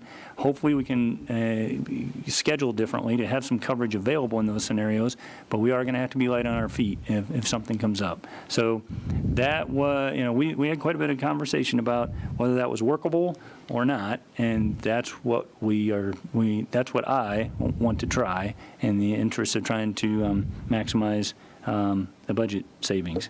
In the Public Works Department, there are a total of 77 employees. The only employees that are remaining full-time in this proposal are related to trash pickup, sanitation, and landfill operation. All other positions in some fashion are furloughed or doing work share. And again, we have been aggressive in terms of trying to reduce service levels. So we've got 40% work share for assistant and clerical type staff, the city surveyor, civil engineers, construction coordinators, engineering techs, GIS supervisor. That we don't necessarily have to be out on a job inspecting it continuously. We do spot inspections, but that will impact our inspection ability out in the field for construction projects. Everyone else is at a 20% work share. And I say that, there's a few furloughs that the department identified just based on the employees and they're being relatively new in the function that they perform, that they thought they could get by with furlough. Now, I would tell you, that's a pretty significant reduction in staffing. We did keep a couple on a full-time basis just because of their need to kind of supervise road conditions and schedule work on weekends and perform in a supervisory capacity. So again, this is a pretty aggressive approach in terms of our maintenance abilities and what we're going to be able to do. And then lastly, the utilities department.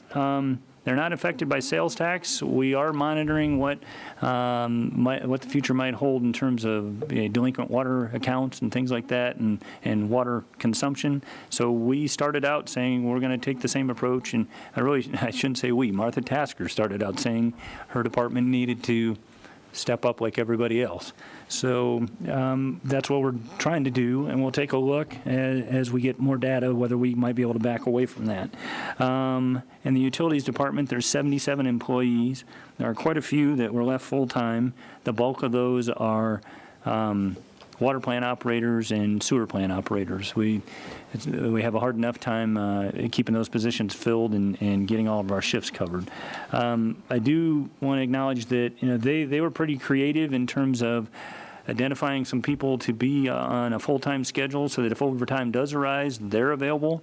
They're also pretty creative in terms of creating a split schedule so that you have somebody working a work share schedule daily, 7 days a week. So that creates a little bit more flexibility.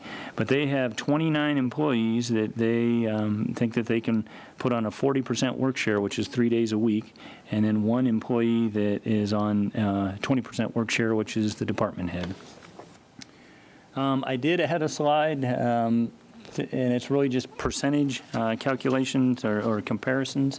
I thought that might be helpful. I think, as we talk about public safety and compare public safety to the organization-wide changes, and I'm having a little trouble reading it. It appears blurry to me on the screen, but I believe organization-wide, almost 54% of our employees are impacted in some way with this plan, furlough or work share. In the public safety departments of fire and police, that's more like 25%. And so if you focus just on non-public safety, 75% of our non-public safety employees are impacted one way or the other. And I say impacted, I at least take a little bit of consolation in hopefully being able to balance the financial impacts for our employees with work share and federal pandemic pay. We did a calculation today, and we believe that the $600 a week payment in the plan that we proposed represents $135,000 a week for our organization, and about $1.6 million over between now and July 25th. That, combined with savings on employee benefits, is how we were able to get to about $1.9 million of that $2.1 million gap we were trying to close. I am hopeful, and I mentioned it before. Well, I shouldn't say I'm hopeful, but if we could get lucky enough to have the federal government say municipalities can get the tax credit on employee and emergency paid sick leave, that's certainly going to help as well and might just get us there. So we provided you some estimated cost reductions on the general fund and all other funds. And I guess the bottom line of all of that is if we do the pay plan or the staffing plan as I've described it to you, we also assumed no longevity pay this year, which we shared with you as by way of the personnel manual is within the city manager's discretion, and it specifically contemplates financial difficulties or something to that effect. Also had the 10% executive staff pay reduction beyond the 20% Kansas work share approach. So our estimated total general fund savings at that point is $1,922,000 compared to the net gap in the 90-day scenario of $2.1 million. So, and I hesitate to calculate to this level of detail when we're talking about these type of budget projections, but that gives us a remaining net difference of $184,110.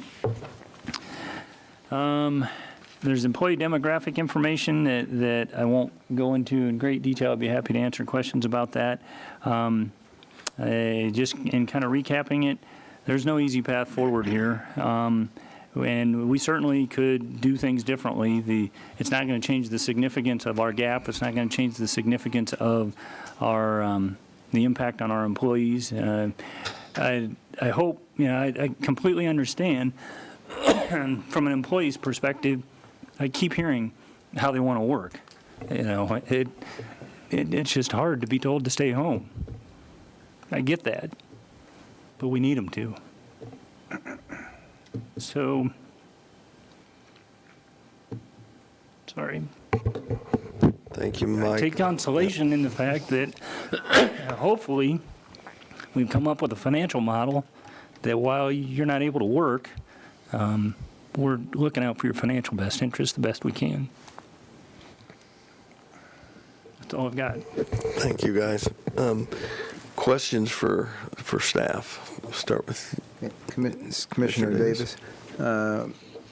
This is a whole lot of work, and I knew in the back of my mind a couple of weeks ago there was a sweet spot that you'd have to work to get the numbers with these different programs to come up, but to do it for one employee, I figured it would probably take 3 or 4 days. To do it for 500 people is a gargantuan task.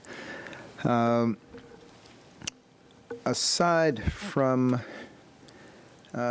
practical reasons for implementing this, what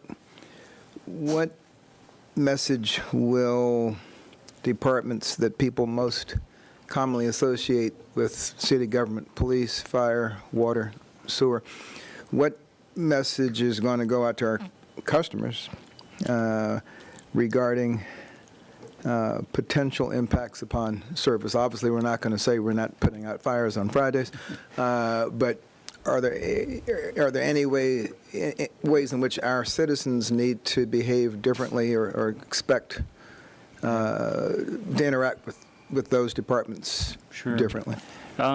Yeah, we've had those conversations, and I've tried to reassure departments as they expressed legitimate fear about that chasm that's going to be there. My vision is that we're going to have to, as clearly as we can, communicate we're at these reduced staffing levels because of financial challenges, and communicate our schedule being 4 days a week. We're going to have to reset expectations. Development Services has prided itself for a long time now of having a 10 business day turnaround. Given the staffing levels, I don't think we're going to be able to do that. What is it we need from citizens? Patience and understanding. I fully understand the clamoring for Kenwood Cove to be open, and the River Festival, and baseball and softball, but you as the governing body know now, as well as anybody, the finances that are behind all this. And so as we talk about, could we reinstate this, that, or the other, we do so many things that are lost leaders that if to reinstate any of those, you collectively are going to have an appetite to lose more money until we can get ourselves on the other side of the stay-at-home orders, so we can get our arms around what the financial picture actually looks like, and then kind of reset. So of the departments you mentioned, I'd add Parks and Rec.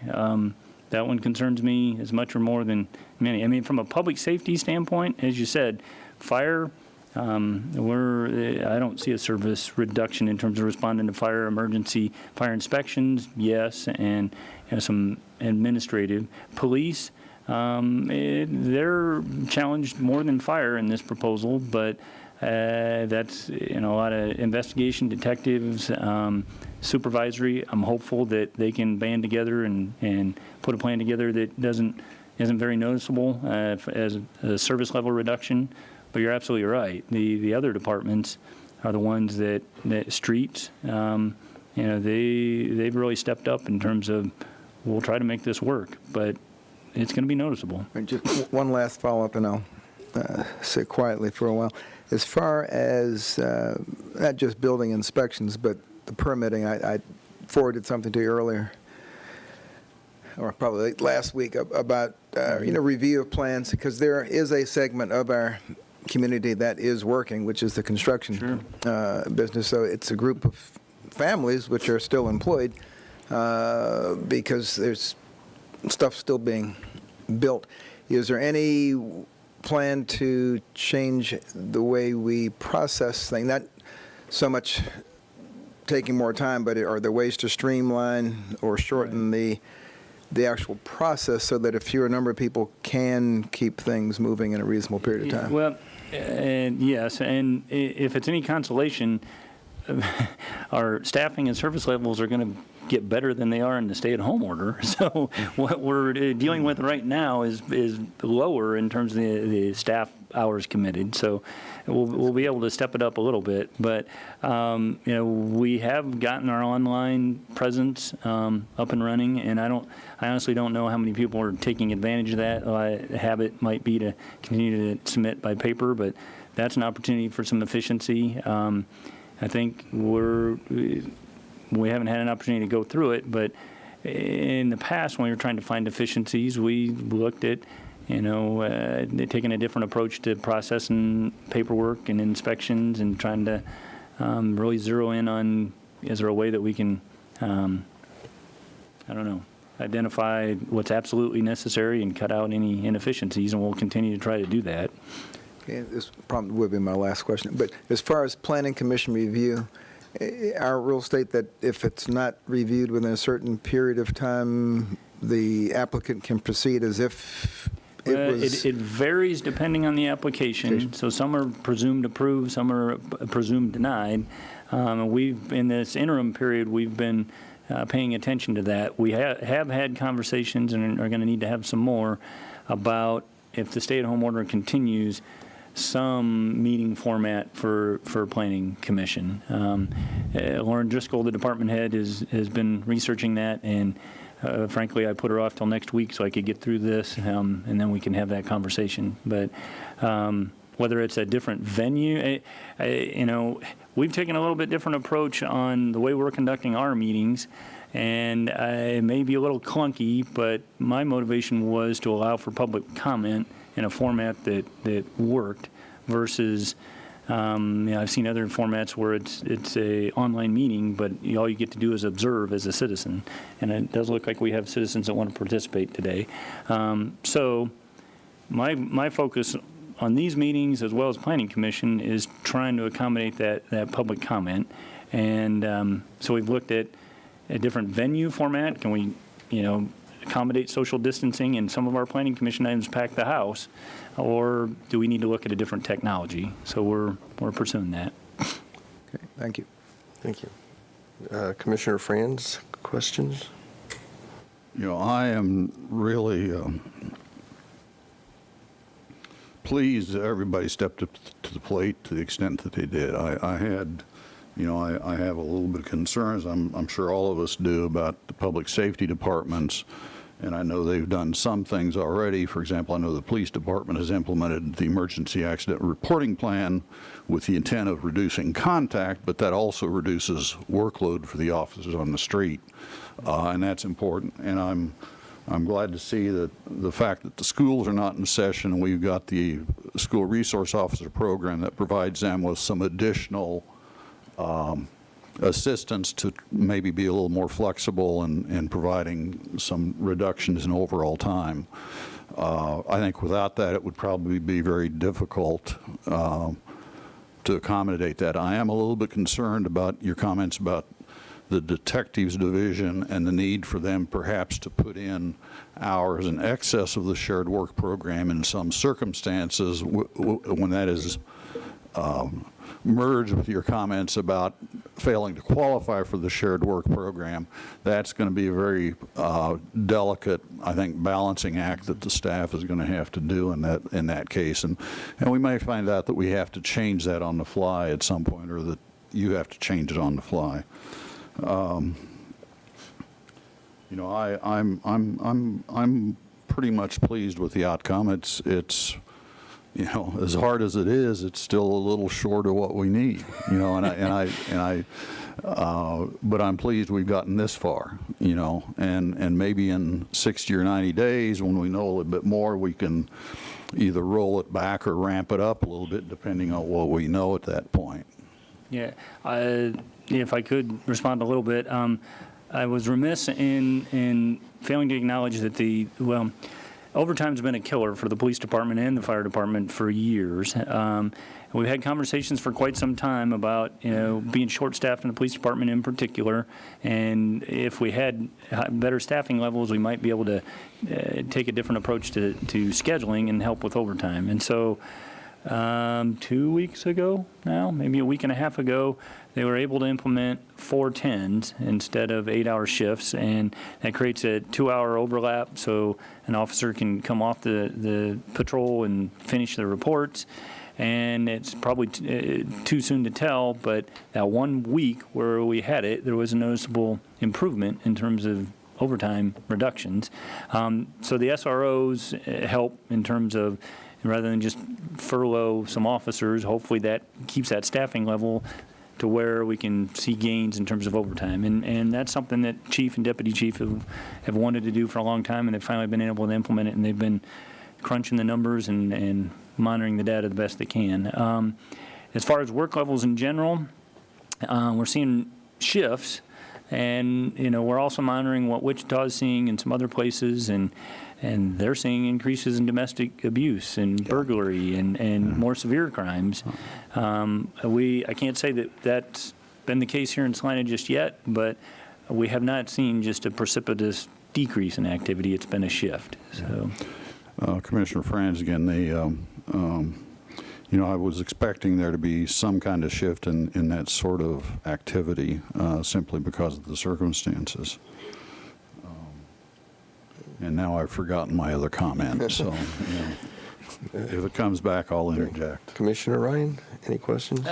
No questions. I mean, I think that the key is just to stay nimble in this, and we're motivated by the circumstances. And I just appreciate how thorough and candid that staff has been. We can't expect any more out of you to take that approach with this problem. So thank you. Commissioner Hodges. Thank you, Mayor. Commissioner Hodges here. I'm going to start with my general questions and then work into the more specific ones that I have. The first one is, what conversations have we had with the state of Kansas concerning the shared work program and our application? We haven't had a whole lot of opportunity to have a conversation with the state because they're getting 1.6 million phone calls from people trying to file for unemployment. So our efforts have been researching what information they have available, researching the law, and reaching out to other employers that have been through this before. But our understanding, I think Ms. Fisher reported, maybe it was last week, that we've been told that other employers in this current cycle have had their plans turned around in 24 hours up to 3 days. So, yeah, this is all predicated on us submitting a plan, the state turning it around in a timely manner and approving it. Mayor Hoppick here. If I Just to be clear, we have not reached out Directly, formally or informally, to the shared work program at this point? No, we've based all this on their publications. Mayor Hoppick, Commissioner Hodges, can I finish up? I had a question on that. Also, I'd like to follow up on what happens to the employees that are scheduled to be on that work share program? What's their status until that's approved by the state? Natalie Fisher, HR Director. There are provisions within the application and the certification levels that the employer submits to the state, where the state acknowledges that in some circumstances they will allow the plan to be applied retroactively. So worst case scenario is it takes a few days to certify, because I'm anticipating that we have several different plans to divide up our work units, that if they have questions or have the ability to come back and there is a little bit of delay, that given our circumstances, we could request the application of it to happen prior to the point that, the date that they approve it. If that answers your question. Okay. So we will implement it right away, or we have to wait till it's approved? We would, my understanding is we would have the ability to implement it right away. Okay. Along with some of the operational challenges, stay-at-home order status, those circumstances, we might not be implementing every one of our work plans on the same date. There could be a Okay. staggered approach. Okay. Sorry, Commissioner Hodges, I just wanted to follow up on that because I did have a similar question to you, so. Okay, go ahead. And I appreciate that question because that's really good information to have. And I think it kind of does, I mean, right now, we are counting on that shared work program to help out, 200 of our employees. So I think that I would like to see whether or not we have a formal application ready to go or not. I think it behooves us to at least reach out and let them know that it's in the pipeline, it's coming. Are there things that we need to be specifically aware of, especially as it applies to any retroactive benefits that we can get for our employees, depending on how long our application takes. My next question was about health insurance. And I wasn't sure when are our current enrollment periods. Natalie? Do we have like specific, like December and June, or some kind of twice a year opportunities for employees to enroll in health insurance? Yeah, Natalie Fisher, HR Director. So we have an open enrollment period that is late in the year with our benefit year that begins February 1. Throughout the year, qualifying events is what they're called in the in benefits speak, would allow amendments and changes to happen within 30 days of those qualifying events. And new employees also have a window of when benefit elections can occur. Great. And my question really is, Would the loss of an employee's insurance, for example, if the employee accesses health insurance from his or her spouse, would the loss of that insurance be considered a qualifying event? Natalie Fisher, yes. It could go either way. If the employee would say, I'm a little uneasy on this coverage because my significant other, or I should say my spouse, obtained employment over here and the plan looks better and I want to change, that's a qualifying event where they could end coverage with us. Spouse. Okay, so it doesn't even need to be A termination of the covered or a separation from employment from the covered spouse. It can just be a simple, I've reevaluated and I now want to get coverage under the city's plan versus my spouse's plan. Natalie Fisher, as long as that other employer had a means for their employee to have a qualifying event.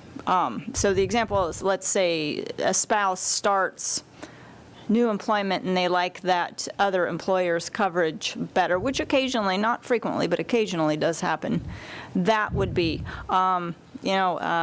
divorce, marriage, birth of a child, loss of employment. Those are all things characterized as a qualifying event.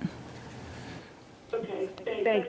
And I did just want to confirm about if the spouse of an employee who was providing the insurance coverage lost his or her job, that the employee could then access insurance for the family, or at least for the employee and the spouse, through our plan. Yes. Commissioner, Mayor Hoppick here, Commissioner Hodges, I'm going to butt in again. On health insurance, just for the public, I want to make sure everyone knows, those that are furloughed and those that are on work share will remain under, if they have our health insurance coverage, that remains, correct? Natalie Fisher, correct. Okay. The city under the proposed plan is continuing the contribution for the employee, and the employee's cost share continues. The share stays the same. For cost share. those that would be in a furlough situation, the approach that we would plan is to work independently with that individual on a payment type schedule. Thank you. And in that scenario, it's still their payment of their share of the health insurance. The need for the payment is because all their compensation is from unemployment and federal pandemic at that point. Right. Okay, Commissioner Hodges.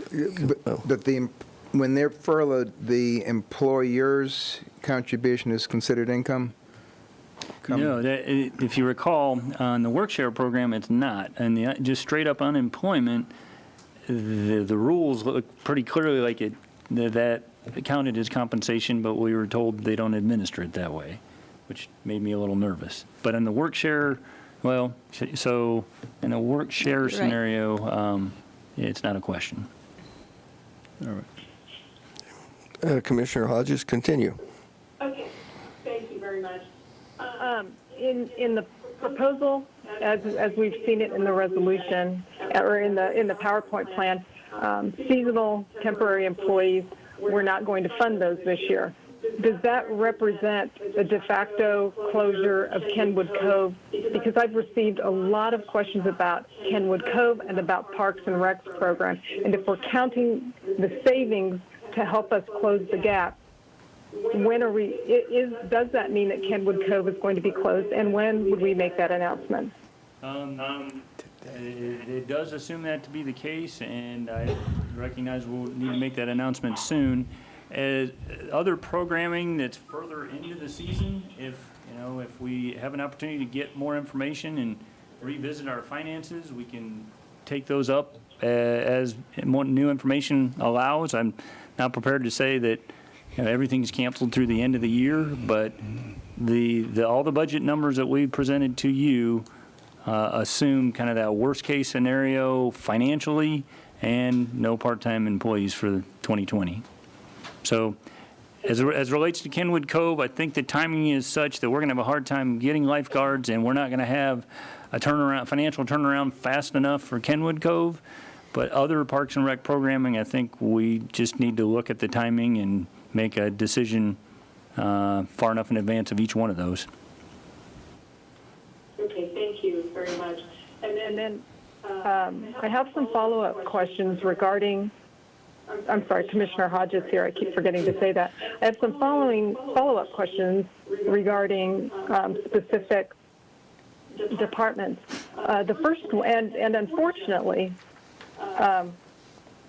they all cost money, so they're probably not things that you want to hear at this point, but I understand that we may not be able to close the gap entirely this year. I mean, obviously we need to do what we can to get that as close as possible, but I also think that we need to realize what we're asking of our workers, and the first one is in the Human Resources Department.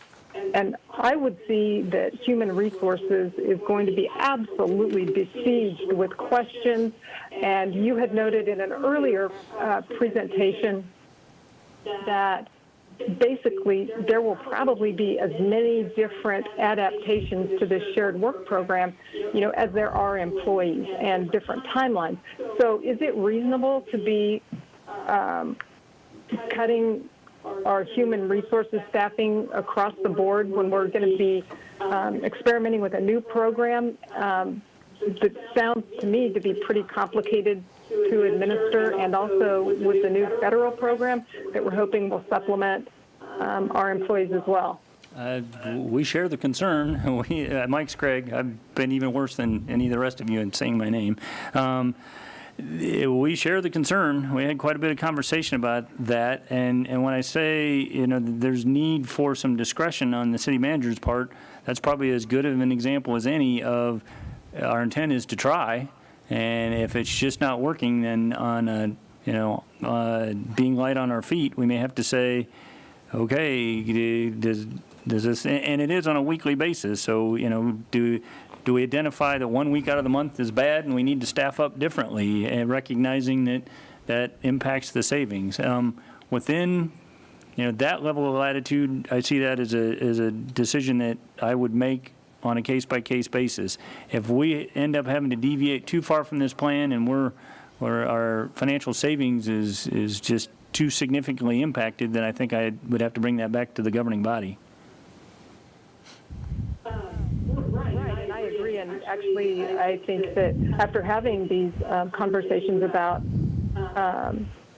our employees, it might behoove us to again look at some of the projects and contracts that we've allowed to go forward for the time being. But okay, so at any rate, let me see. I'm reading my notes here, and they're not perfectly organized. Okay, my next question is about the impact that this is going to have on some of our hard-to-fill positions, specifically within a department like Public Works or Utilities. And within Public Works, what I specifically looked at is, we've got workers in a very difficult, dangerous job, doesn't pay great, it's a hard-to-fill position, and we've got the sanitation workers working full-time, and we've got other Public Works employees that are, that at least in the short term are, benefiting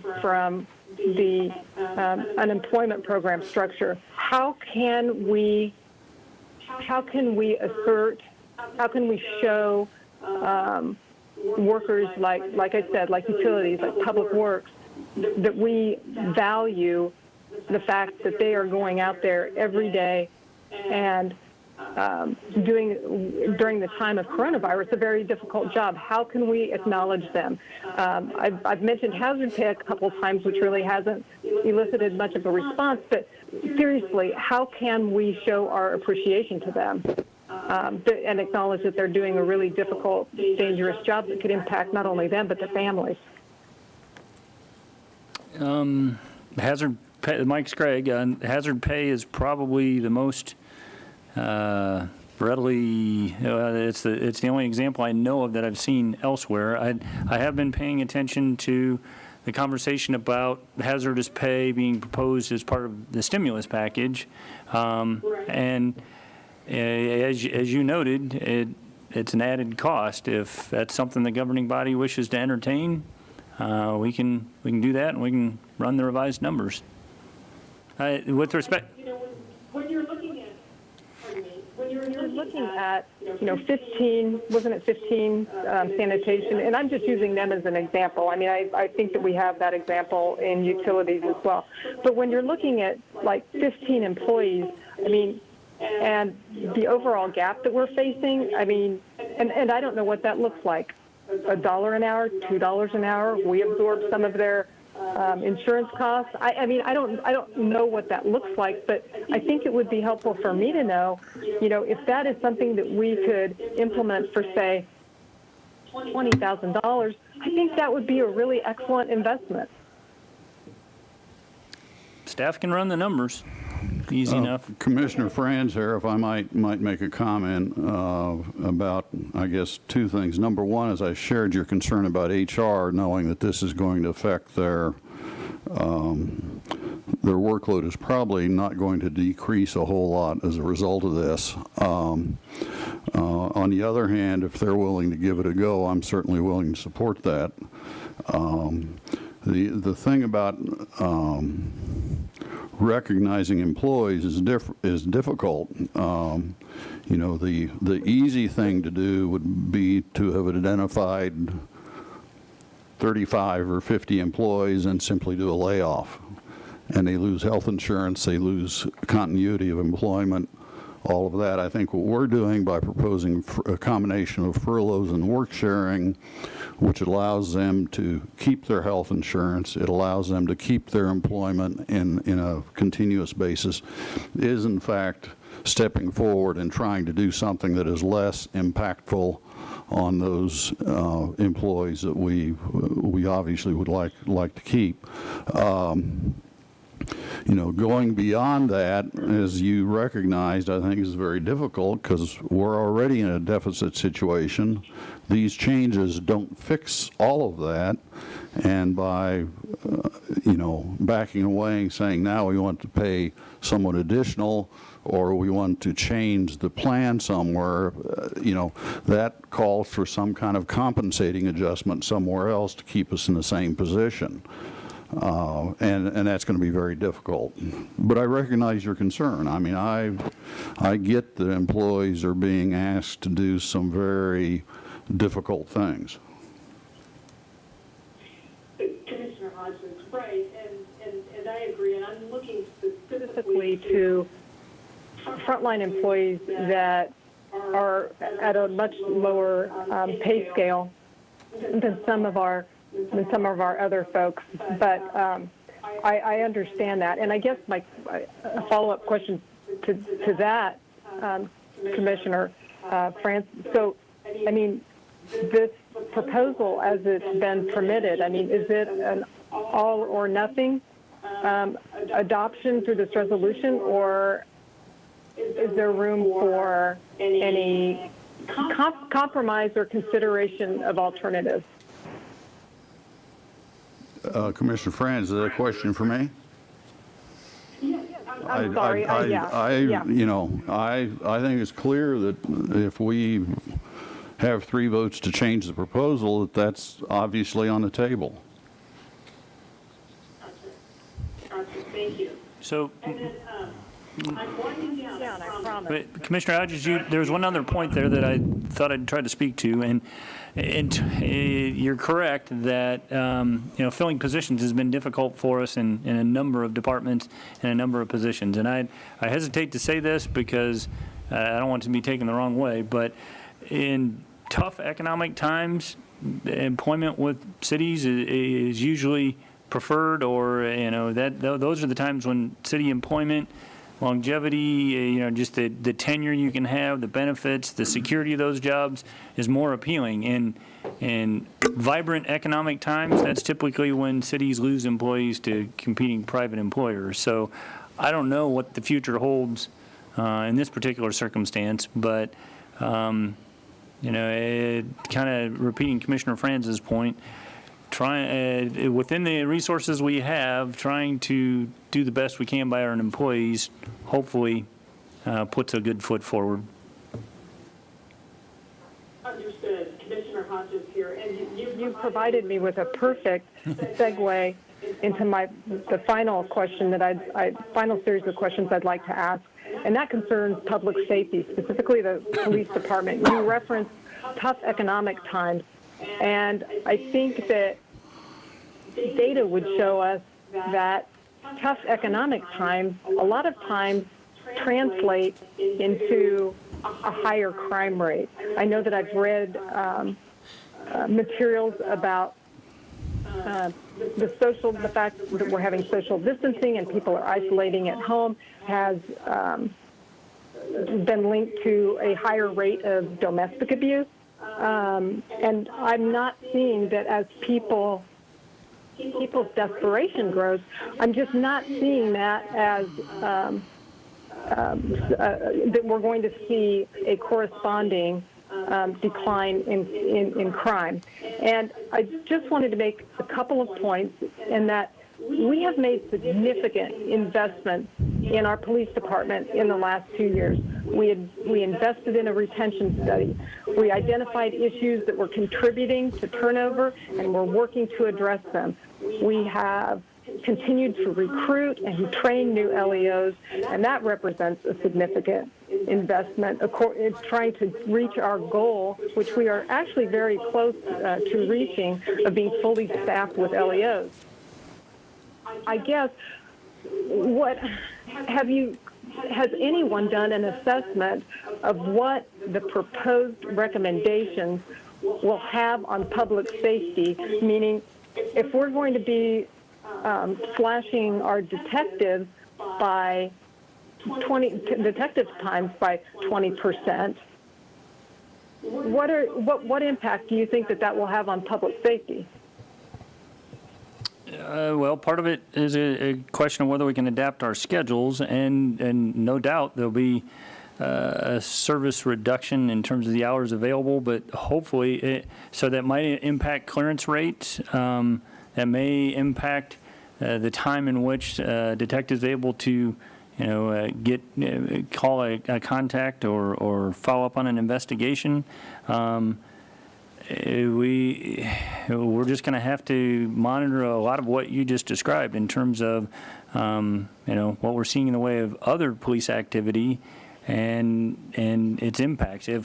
If we see that this is not effective or it's too significant and it's unacceptable, then I feel I have an obligation to adapt and report back to you.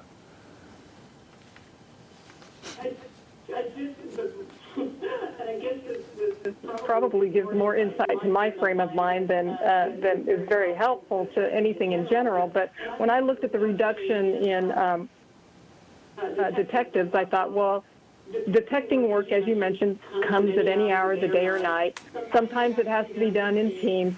So if I'm going to commit a crime, I guess now would be my time. So poor Boo ought to be checking his six a lot. But at any rate, I just think that it's not going to take too much for us to see higher rates of clearing cases, of unsolved cases, and I just don't. Can you? You said you could adapt, but just starting at this point, can we on any level say that the money saved is an acceptable trade-off for jeopardizing citizens?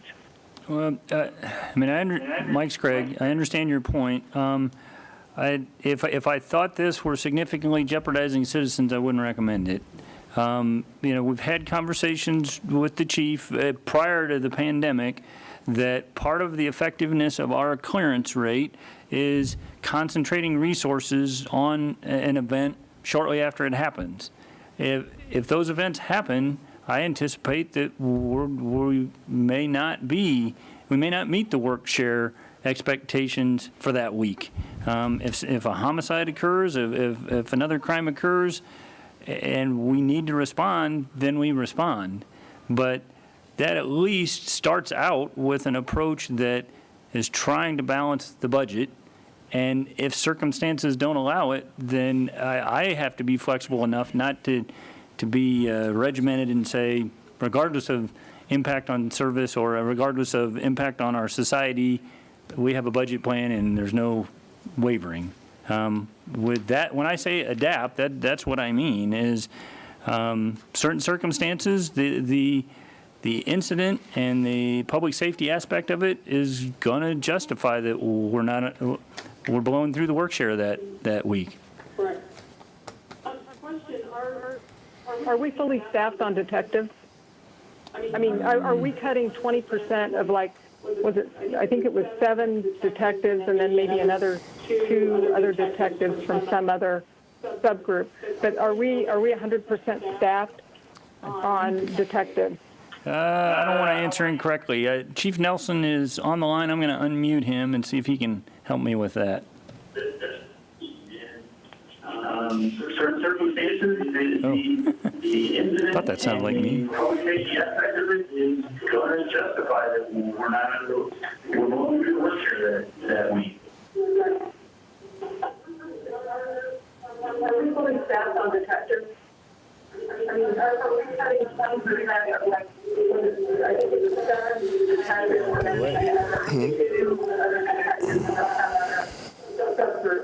Are we 100% staffed? I'm sorry, is that feedback coming from me? I'm not sure where it's coming from, but somewhere. We're down 2 or 3?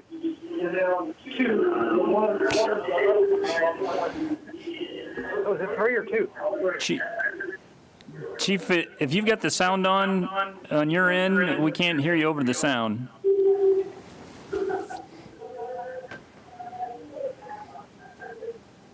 Chief, are you there? I'm not sure who's there right now. I heard his voice for a second. I heard that was Chief Nelson's Yeah, it was for a while. Chief Nelson, are you there? Yes. I'm sorry. So, Can you hear me? Yes. Did you decide how many you're down? I am here. Okay. Are you able to tell us how many detectives were down? We're down 3, one from military, and we're just down 2 normally because of staffing. Okay.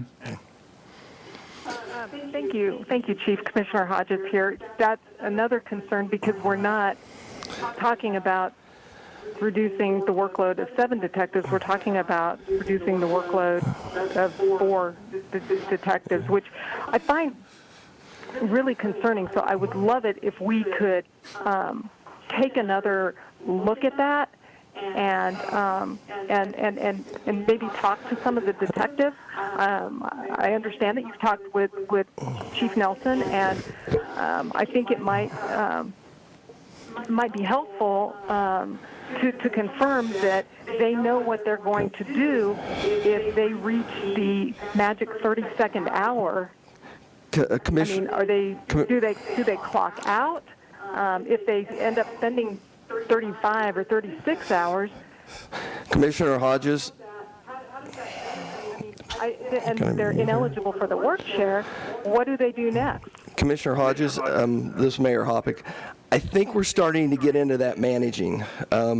Again, I think that the staff and that Chief Nelson understands how many detectives he has, and they've worked through that. And now we're starting to get into trying to manage him if they have to work extra hours some week. I don't think that's where we said we were going to go. I think we're getting into, and I understand, I believe materials that we aren't fully staffed in detectives. If you look at that list, I see 7 detectives, but guess what? We don't have 7 detectives. So I'm sorry if I'm getting a little micromanaging on this question.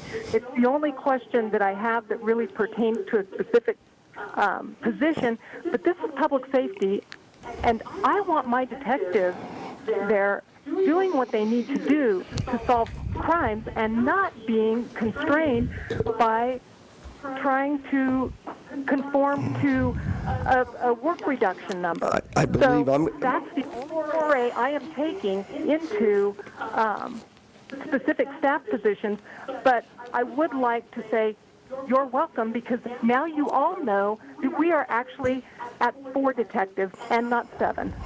And that's all I have. There are 7 detectives. Yeah. 7 is 3 less than staffing, and across the entire org chart for, I don't have it in front of me, but as it relates to crime scene evidence, all of that, I think the org chart has 17 all told. Is Police Chief Nelson available? And again, again, we're getting into trying to do Chief Nelson's job, and I think he understands what he has for detectives and what he needs. And in the interest of full disclosure, Mike Scraig here. This has been an uncomfortable conversation with the police department. I share their concern, and what we've said is we're going to have to manage it. Right. We're going to have to see what we are up against. But I guess my intention is we try and see if we can balance all this, and if we can't, then we have to adapt. Mayor Hoppick here. I'm guessing if Chief Nelson is running into a shortage of detectives or whatever it is to do the job that needs to be done, I am fully believe that he will come to the city manager and state that. Would I be wrong? No, you wouldn't. We've had this conversation at a staff level multiple times, and the intended approach. I've tried to reassure Chief and the department. There's a recognition that if the need is there, we have to respond. If we can schedule and realize some benefit, we want to try to do that. And if we work that 33rd hour, then they need to work 40 hours. So they're eligible for a full paycheck from us. And then we look on the back end of when their break-even point is, and they may come off of a 20% work share sooner so that they continue to be left whole.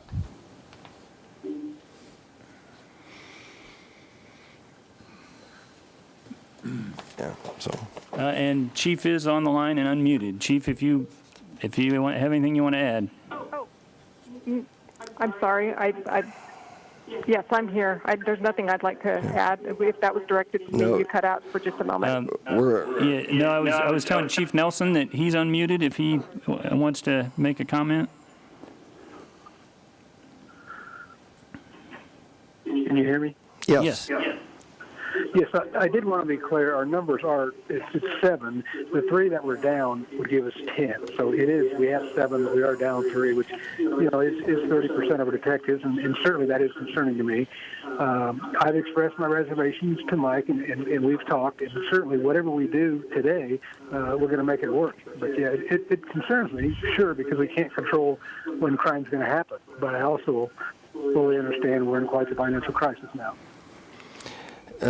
Mayor Hoppick here, Chief Nelson, if obviously if this becomes unworkable, I'm under the impression that you would contact Commission or City Manager Scragg and make that known to him. Would that be correct? That is correct. Okay. And some of this may be after the fact. It may be this is what happened Sunday night, and this is what I had to do. Yeah.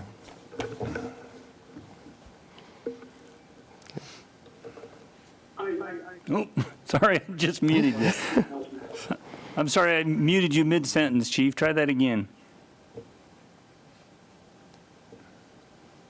I agree with that. This is Chief Nelson. I agree with that assessment. What was just said, it broke up a little bit, but certainly if there's issues, and I've been told repeatedly that if there is a major incident, we are going to respond as we always have, and we'll worry about the money part later. So that part I'm not worried about.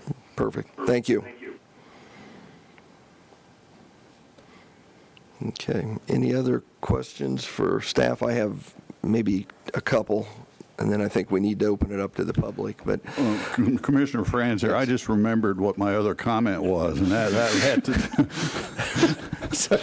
your time's expired. No, Yeah, I'm sorry. Go ahead. It had to do with, the expectation of service levels. And, one example is just recently I had a contact from a citizen who was concerned about their neighbor's yard next door, and that it was in an unpleasant condition, not to her liking. And of course, I didn't see the yard. I don't know what it was. Well, that sort of thing we may not be able to respond to as quickly as we have in the past. It may simply have to go, into a weight hopper for a day or two or a week or whatever it takes to be able to perform that service. And that's just part of this. And there's probably dozens, if not hundreds, of other examples.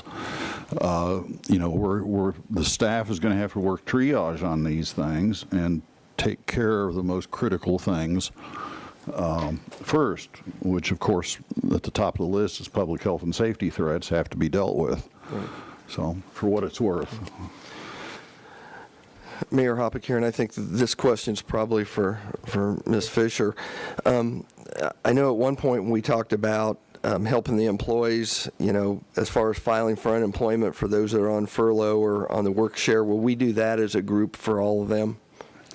Natalie Fisher, yes, we would file both the furlough for any individual. It's that initial claim with the Kansas Department of Labor Unemployment Office, and then the same impact when the shared work plan is filed with the state, and then we begin to certify hours after that's accepted and sent back. So in both cases, yes, we would be taking action, at least the initial action that needs to happen for any of our impacted employees. Mayor Hoppick here, the additional $600, is that just part of the unemployment or is that a separate filing? Natalie Fisher, it is separate from state unemployment benefits provided by the federal government but administered through the state. So the state is in charge of providing that $600 as well.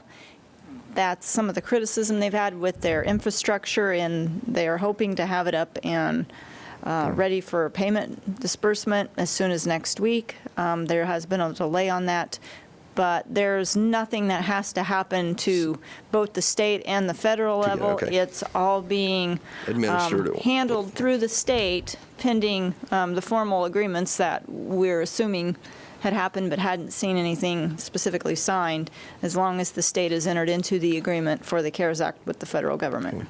Thank you. Any other questions for staff, or we can open it up to the public? Okay. Mike, There's someone that's had their digital hand up for an hour, Okay. I think. So I don't have a name, but phone number. And if you would, if you're listening, when you are recognized, would you please give your name and address for us? So whoever has the phone number 820-1807, I've unmuted you if you wish to speak to the commission.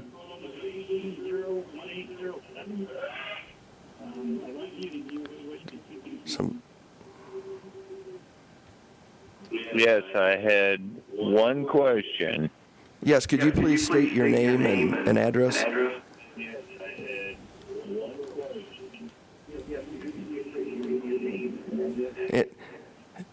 Jay. Okay, go ahead. I've got one question for you guys. How many of you are going to get out of bed at 1 o'clock in the morning to go to work on a call-in? On a what night?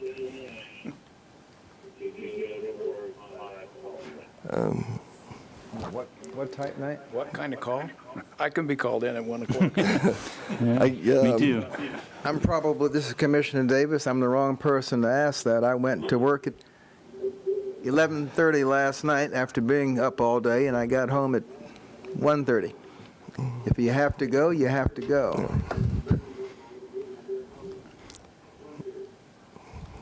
Okay, Jay, do you have another question? Okay. Do we have another caller? There's such a delay. I want to make sure you heard. Okay. Never mind. Bye. Bye. So, Julie McKenna, you're unmuted.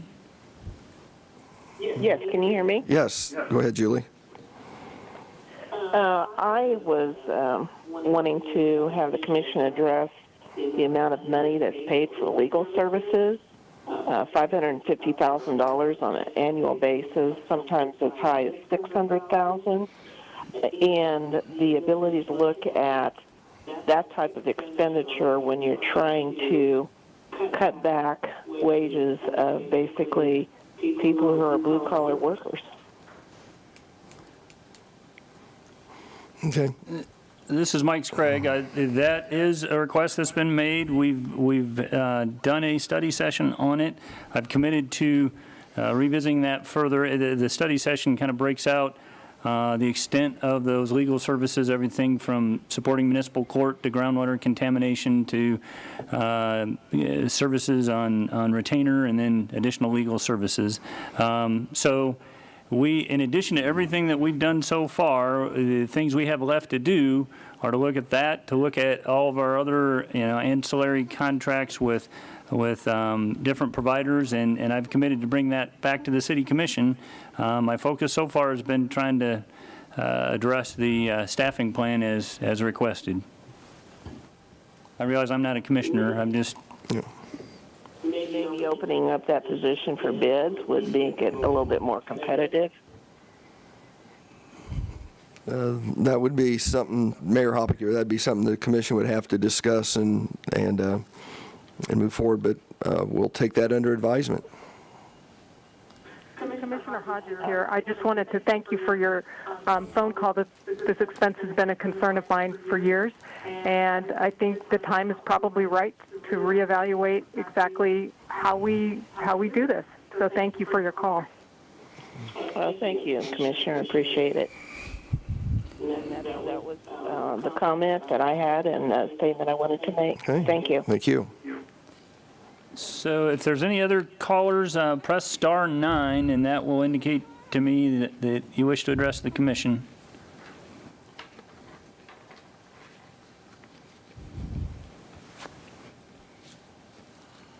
There's a handful of callers, but I don't see anyone pressing *9.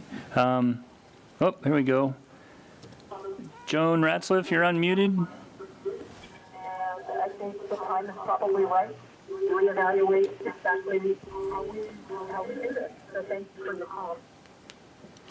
Thank you, Commissioner. I appreciate it.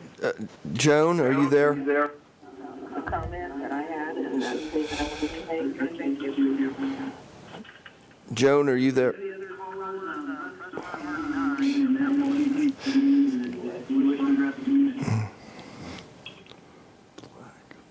Joan, are you there?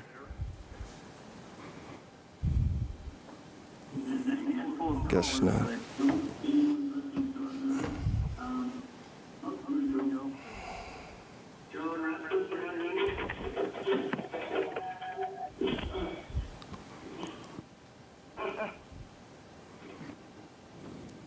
Okay. Hey, Joan, if you're there, hey, Joan, could you please, Joan?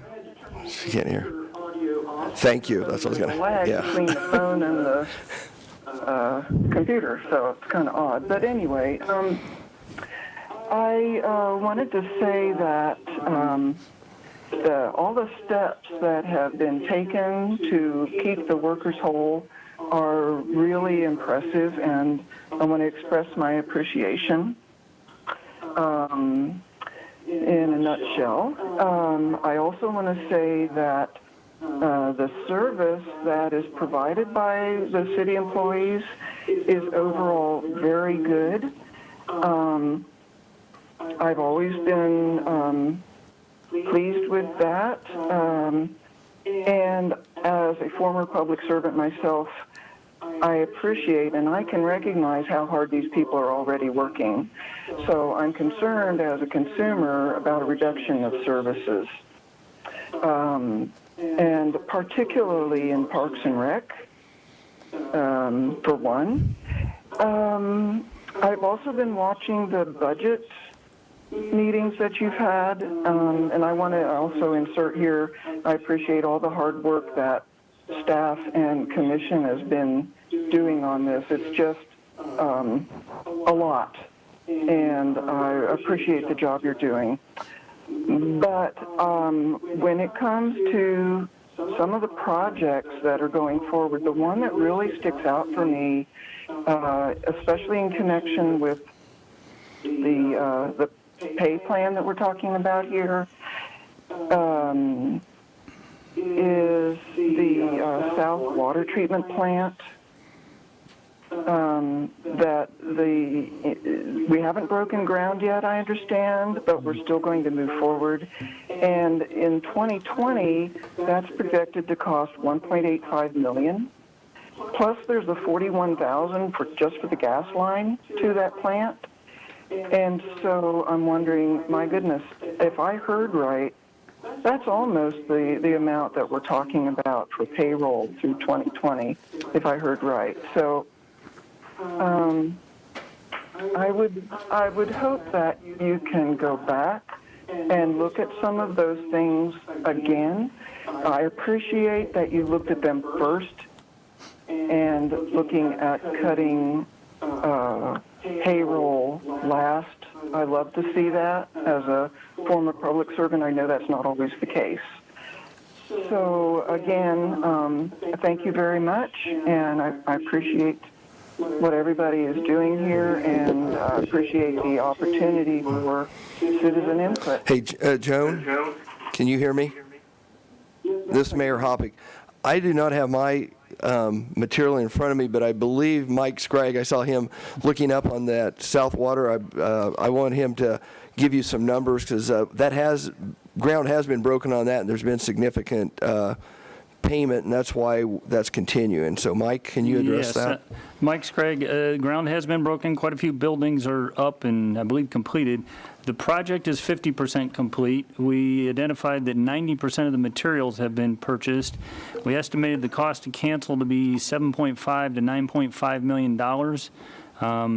and we could avoid $5.5 million of that project expense in the short term, assuming that we just stop midway or at whatever percentage we're at. And some of the other things that we discussed when you talked about it last were warranty issues of a contractor not completing their work, being asked to leave the job site, and then another contractor picking the job up, however many years later. Okay, I just wanted to try to answer that question, so thank you, Joan. I appreciate it. Mm-hmm. So we do have some other callers, and apparently we have some lag time if they're listening to the audio online. So if there's any other callers that wish to address the commission, they need to press star 9.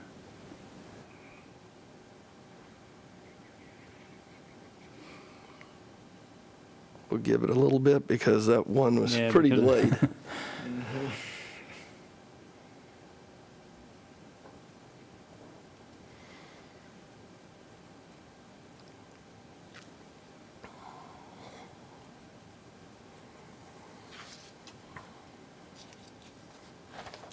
Anything, Mike? Nope. Okay.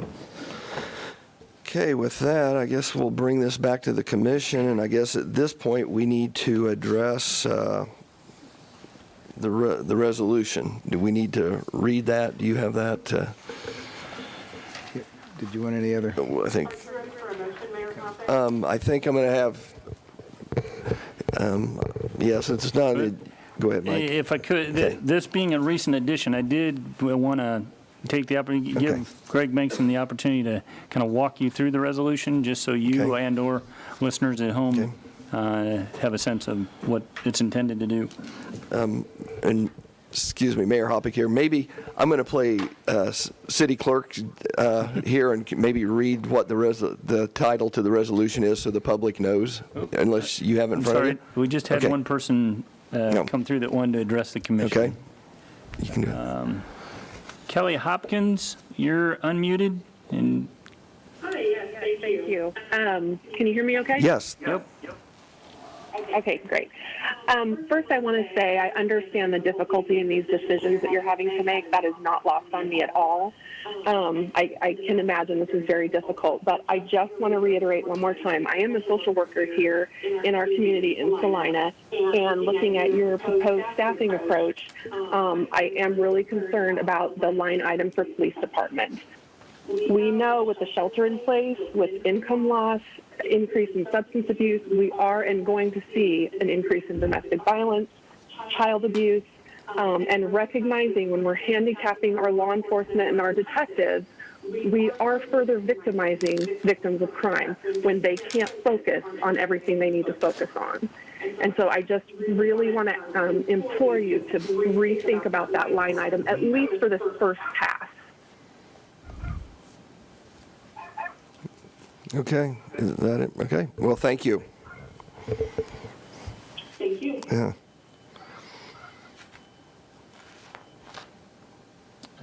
I don't see anyone else at this point. Okay, with that, we will move to 3.2. So resolution number 20-7830, a resolution providing the city manager's approving the city manager's recommended emergency staffing plan for the remainder of the city of Salina's 2020 calendar budget year in response to the COVID-19 public health emergency. Okay, thank you, Mayor Hoppick. With that, I will turn it over to Greg Bankston. Thank you, Mayor. Commissioners, Greg Bankston, legal counsel. The recitals at the outset of the resolution largely mirror the much of what Mr. Scragg has reported on. The additional material we've referred to already, and that is in recital I, we articulate the code provisions relating to the city manager's role and responsibility in this type of situation.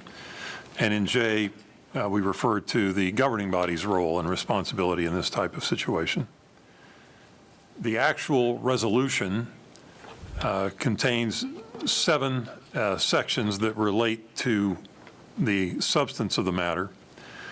The first refers to the emergency staffing plan as we have referred to the plan that has been put before you this evening. And in the resolution, it simply speaks of the city manager having what is characterized as broad discretion required to implement the recommended plan as presented to the governing body for emergency staff adjustments for the remainder of the city's 2020 calendar budget year, consistently with the objective of addressing anticipated revenue shortfalls with the additional goal of minimizing financial harm to city employees during a period of predictably fluctuating circumstances.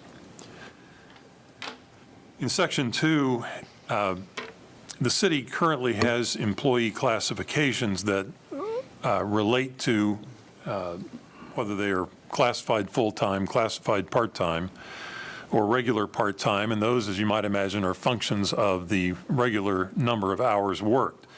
The point in Section 2 is to make clear that as these adjustments are made during the period of the emergency staffing plan, any of those changes in hours will not affect an employee's existing status for purposes of that full-time or part-time classification. Section 3 simply makes the point, the personnel manual currently refers to a scenario where reductions in force or layoffs could potentially be necessary. Section 3 simply makes the point that that is not included in the plan as those terms are defined in or described in Article 24 of the Personnel Manual. Section 4 speaks to the component of the plan that involves the necessity of furloughing employees at the discretion of the city manager.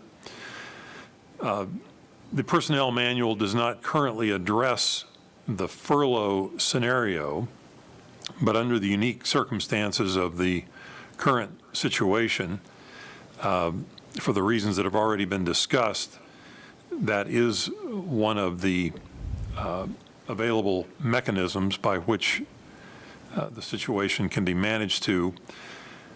Section 4 does go into some detail about what that means in terms of, or for an employee who is in that furloughed status. It essentially involves a mandatory leave without pay. It does not require the exhaustion of leave balances. During the period of the furlough, the additional leave balances do not accrue. The leave balances are frozen until termination of the furlough, or if for some reason the employee would separate from employment. D, the furloughed employees will continue to qualify for the city's share of the city's group health insurance benefit, must make arrangements for payment of the employee's share of that health benefit, will be given as much advance notice of the furlough as circumstances allow, and is expected to qualify for the unemployment benefits that have been described earlier when in the furloughed status. Section 5 speaks of the shared work program and speaks of how that based on the cost savings to the city and reduced wages and the employee eligibility for traditional unemployment compensation and the federal pandemic unemployment compensation, while that remains in effect, the staffing plan does include utilization of the shared work employment compensation program.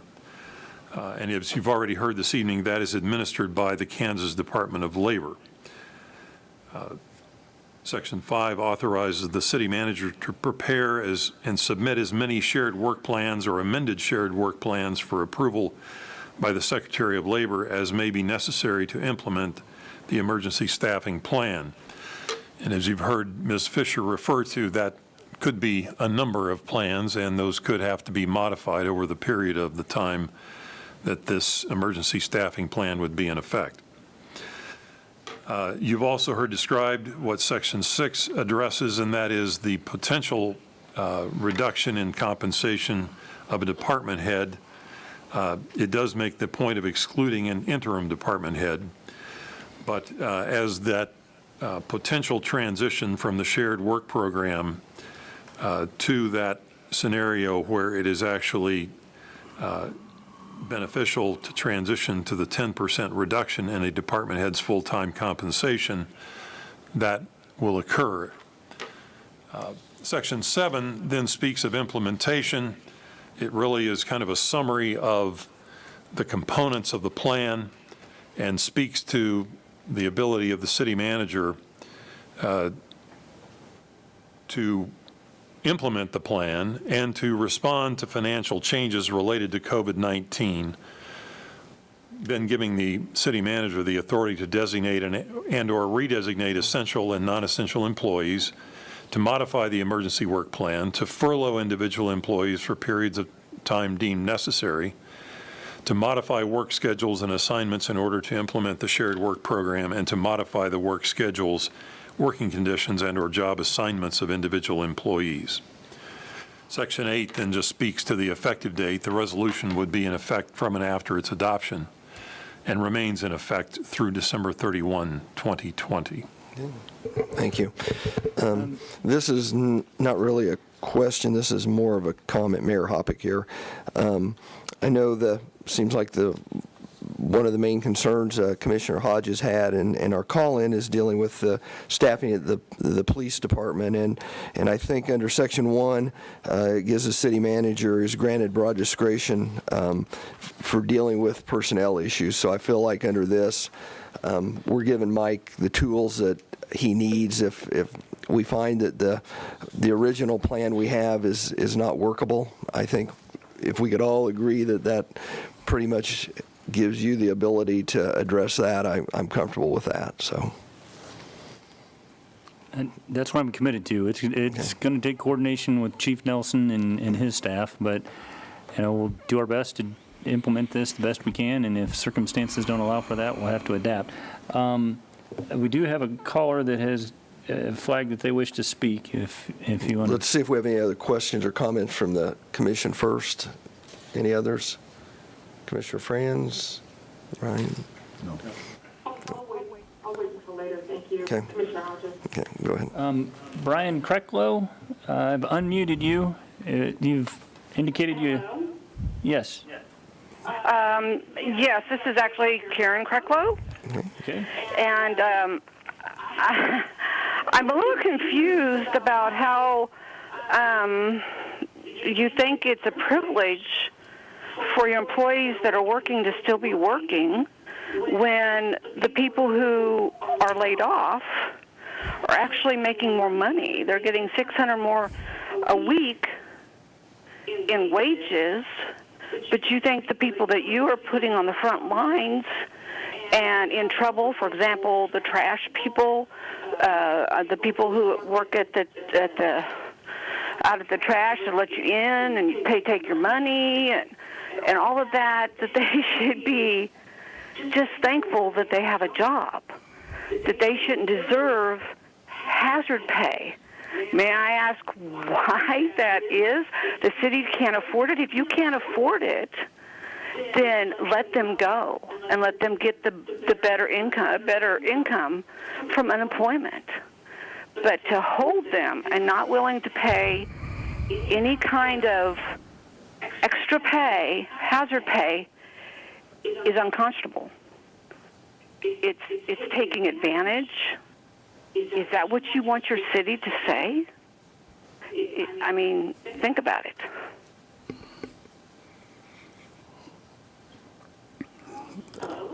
Yeah, I'm just trying to decide who wants to answer this.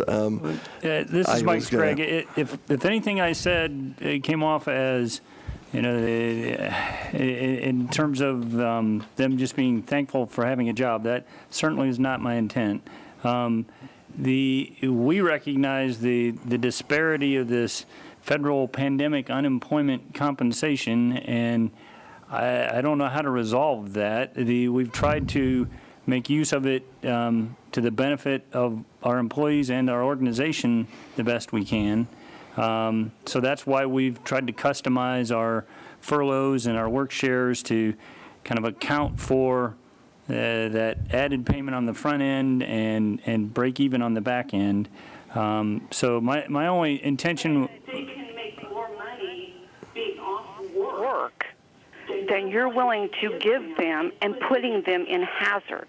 Yeah. I would think that you would applaud them for being willing to be there for our city and for do the job that they do, which puts them in jeopardy every single day, and applaud them and give them extra income, because you don't know if somebody else in their family has lost wages. You don't know in this difficult time.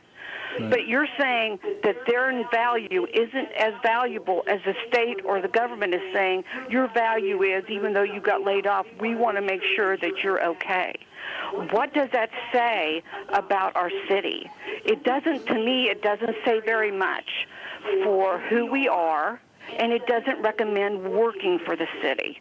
And I think that is a complete shame. And honestly, gentlemen, I think you should all be ashamed by that. You're not thinking of the people that work for the city. You need to step out of your role that you are now and step into the role of an employee, and step into the role of, I have no choice. And what you put them through when they have no choice. The question of hazard pay is something that can be taken up kind of separate and distinct from the federal program and that payment and this approach. That's we kind of had a little bit of that conversation, and the governing body could certainly discuss it further. Yeah, and Mayor Hoppick here, and I hope that what we said didn't devalue what we think of our current employees. That was not my intention. I don't believe the intention of any of the other commissioners. We're trying to balance a budget, and hazard pay has been brought up. That's not part of this plan. That doesn't mean that won't be something that could be discussed at a later time, but. And we understand that the $600 does make the unemployment a little different than it usually does, but that's kind of out of our control, I guess. So, does anybody else have any? This is Commissioner Davis. When you look at our plan is to keep as many of our employees working with as full a paycheck for as long as possible. You know, we have some luxuries or some expectations because we're a big government with what everyone assumes are deep pockets. If we were a small private business, our doors would be shut. Those employees would be out on the street with whatever they could get on their own. So we're trying to have as many of these employees, still our employees, come December 31st. But I think this plan, you know, someone who's working could just as easily have been someone furloughed and vice versa. And someone who is furloughed may have to come into work for someone who gets sick. I mean, there's just so many uncertainties. We had to cast a wide enough net to help the most number of employees. And it's not easy. You know, this is something you would never have sat down on a Monday morning and said, oh, let me devise this for an employment compensation plan. But considering the times we're in, we're trying to help the most number of families for as long as we can. Because even at some point, even our money could run out. And then you have a lot of people with no job. Any other comments? Karen, thank you for your call. And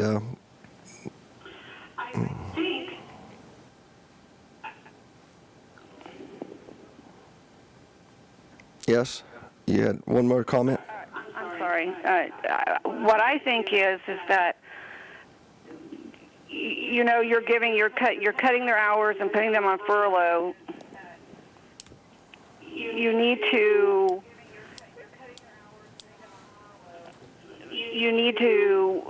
think of the people who are still working and give them enough to make sure that they are working, getting their full-time wages, plus they should have an extra.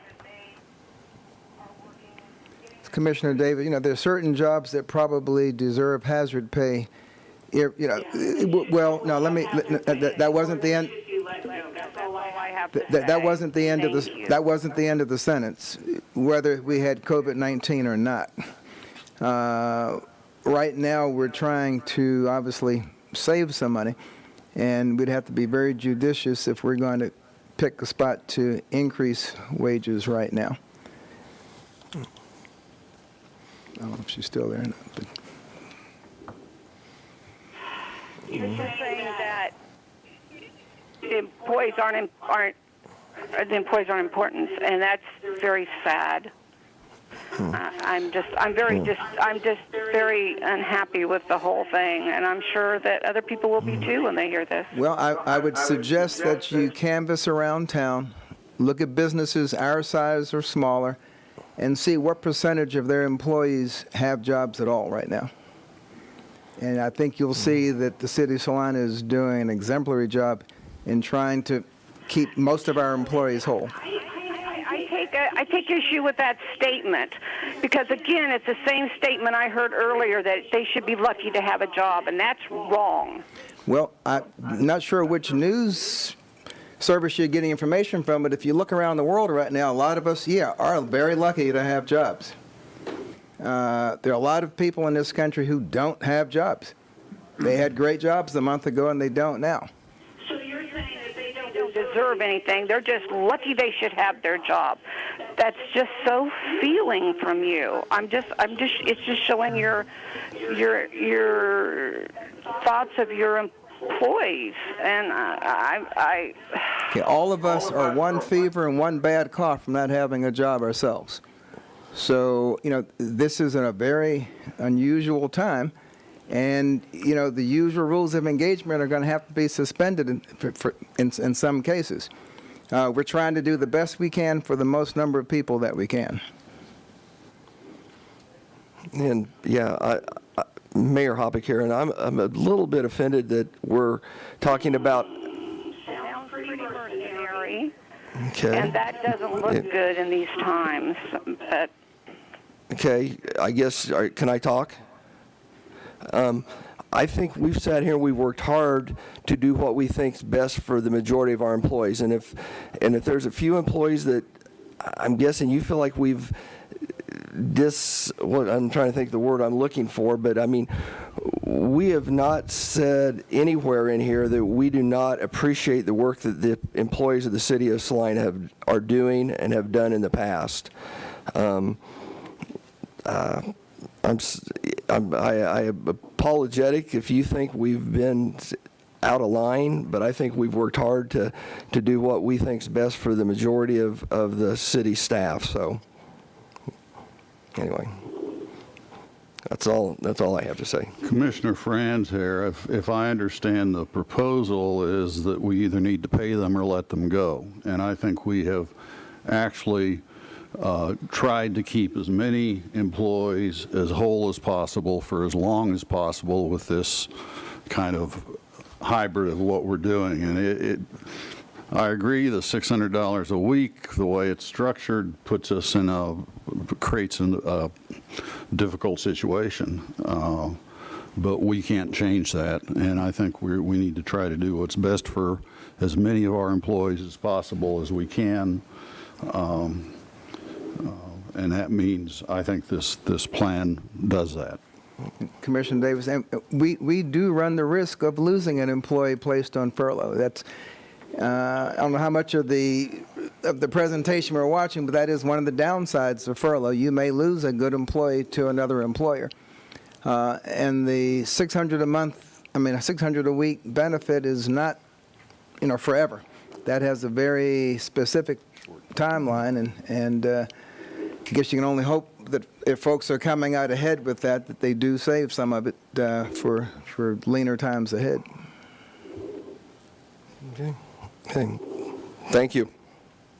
Do we have any other callers? We have other callers on the line, but none have indicated, none of them have pressed star 9 to indicate they wish to speak to you. Although we do have some new ones popping up. If any of the callers wish to address the city commission, they need to press star 9.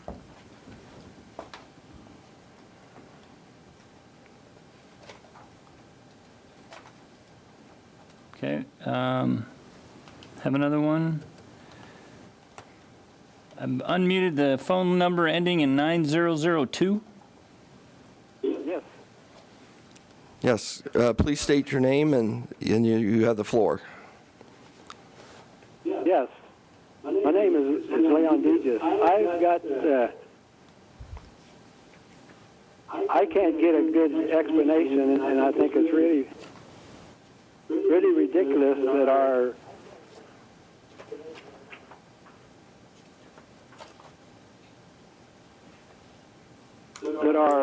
recycling center is not open during this time of closure. They've got the least contact with customers. This is Mike Scragg. A couple of things.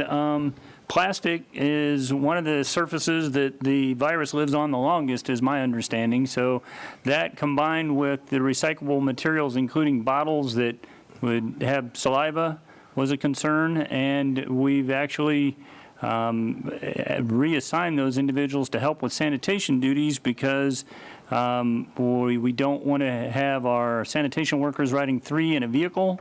So we've had to reassess staff to do what we're calling a shadow vehicle. As a route is completed or they have to run to the landfill, then an employee is following to pick up that third employee and carry him to a vehicle rather than 3. So we had safety concerns initially, and we also had staffing priorities. Does that help answer your question? Well, not really. I just don't think that's... Not really. I just can't think that their connection with that, they don't even come in contact with any of that stuff. It's...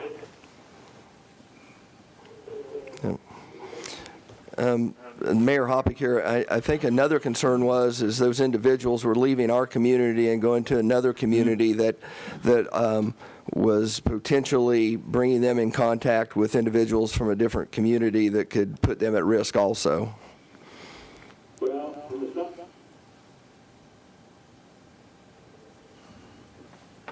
Because what's going to happen, you're going to have all that stuff that's supposed to be going to the landfill, to the recycle center, is going to be ended up out in the landfill.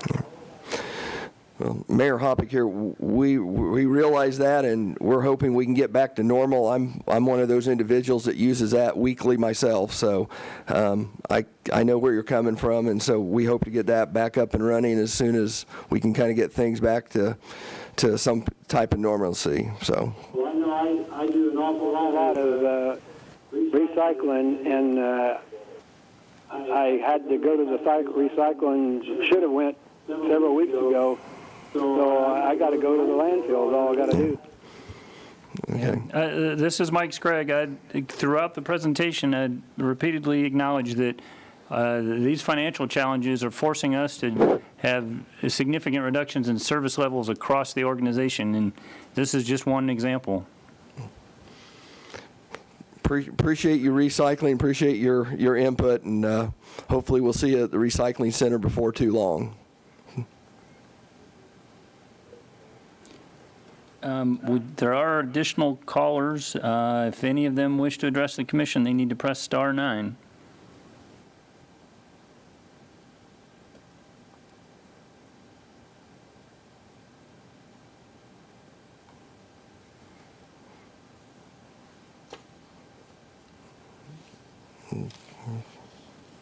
Okay. While we're waiting for callers, is there an opportunity for discussion or other items after this vote on this resolution, or under other business? Yeah, I can bring it. We can have other business. Okay. So I have another one. Okay. Caller ending in 1185. You're unmuted.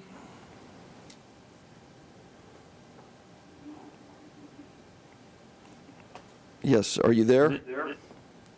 Caller? Sorry, you are echoing, so I'm having difficulty hearing. We can hear you, so you're welcome to go ahead. If you'll state your name. My name is Lacey Kearns. Okay, go ahead, Lacey. I guess my question is, I came in a little bit late, but my understanding is that you all have not checked to see how long it's going to take for the employees to get the unemployment benefits through the state, this extra $600 a week. Is that correct? Well, what we know is our payroll May 1st will be a regular payroll from the city of Salina. The state has said that they're struggling with unemployment benefits and implementing the $600 payment. I've seen Senator Moran's office has engaged with the state to resolve any guidance questions that they raised, and the state had indicated last week that they plan to implement and be able to distribute the payments in the next week or two. So our understanding is we would have to submit the plan. Other employers have had theirs approved in 24 hours up to 3 days. Once we have the plan approved, we would then implement it with our staff. The state has said they would make retroactive payment, and they've said that they think they can have it up and running this week or next week. So my understanding is some of this plan has already been implemented in some of the departments. So we're looking at possibly 2 or 3 weeks before they are to get the unemployment benefits. I guess my question is, why don't we flip-flop it? Because I noticed that one of the options was in July, if there was still shortfalls, that the executives and the department heads and all of those take a 10% pay cut. Why don't we flip it and have those department heads and those executives take the pay cut first before we start going towards that unemployment benefit? Because if anything, that's going to boost morale for the people that are still working. This is Mike Scragg. We've communicated the intended plan, but it has not been implemented. We're under a stay-at-home order at the moment, so we previously identified essential and non-essential employees and have employees staying home because of the stay-at-home order, but they are under the COVID paid leave that the city's providing and the emergency paid leave that's mandated by the Families First Act. So what we're trying to do, the July 25th date is when the $600 payments end, and so we're trying to move quickly to take advantage of those because they represent about $135,000 a week of possible benefit for our employees, and then also helping us close our financial gap. So we've tried to put this timeline together the best we can in light of when a full payroll will still be issued, when the city commission can give us direction, when we can get the plan approved with the state of Kansas, and then recognizing that July 25th, this whole program of pandemic unemployment compensation ends. Lacey, Mayor Hoppick here. I think you were asking about the $600 and that hasn't been paid out, but I may look at our HR supervisor that will be paid retroactive. Natalie Fisher, that is correct. So I'll give an example of someone not working for the city of Salina who was unemployed as of 2 weeks ago. They haven't received their $600 payment yet, but when the systems are in place for the state to provide it, they will continue from, I believe it was around March 29th. From that week forward, the individuals, if they were unemployed during that time, they would be made whole or retroactively provided the $600 per week from that point forward. Lacey, does that answer your question? I mean, not really, because I heard the lady that kind of chewed you out, and to be honest with you, I kind of feel the same way. I am a state employee. I am an essential employee. So I'm not only fully aware of the stay-at-home order, I am also fully aware of the duties that I have to do. And although I understand that there is some concern about a money shortage, whether it's with the city or with the state. My agency isn't taking the drastic measures that you all are and acting, in my opinion, rather flippant when it's been some mismanagement, I think even from Commissioner Friends in the last few years that caused a lot of these issues. But then you want to look at the employees to take care of the problem for you. And honestly, as a taxpayer, I would be willing to pay a little bit more in my own taxes to make sure that I had all of those folks at the police department out working and making sure that my neighborhood is safe, that I have all of the folks at the fire department out running on trucks in case my house catches on fire or my neighbor's house catches on fire. These are the folks that go out every single day, whether or not there is COVID, and they put their lives on the line every single day for every citizen in this city and folks coming into this city. And it just feels like to me that this has been a pretty harsh, pretty hateful way for you guys to say thanks for all your hard work. Well, I'm sorry you feel like it's harsh. Well, again, I think we've tried to be as fair to the employees as we can, and we do have a limit as to where our budget lies. I mean, you may be in the majority, you may be in the minority about raising your taxes for some of that. So we're also trying to answer to the taxpayer that's on unemployment right now also. So this is not an easy decision for any of us, but we're trying to take in all the information we have and do the best we can with what we think we have. So. We've got additional callers calling in, so if they wish to address the commission, they need to press *9, and I'm going to unmute phone number ending in 2438. Good afternoon. My name's Duff Laska, live in Salina, of course, and I only have one question. With the downsizing of city employees, I'm just wondering, why do we need 5 commissioners working when 3 at this point in time would suffice? You would still get a 2/3 majority vote on any issues that would come up.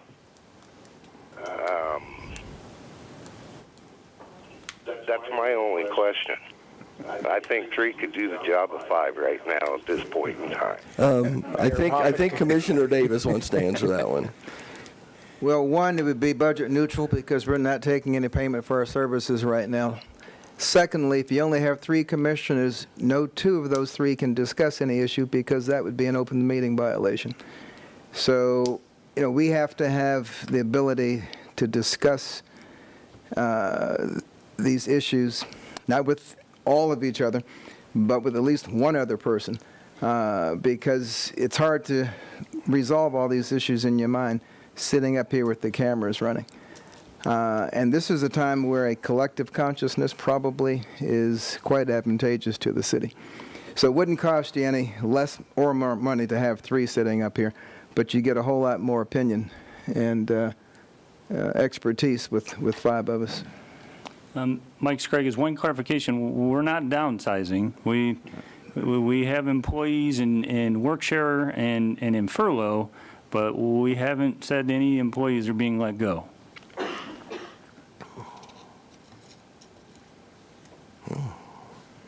Have additional callers calling in. If you wish to address the commission, please press *9.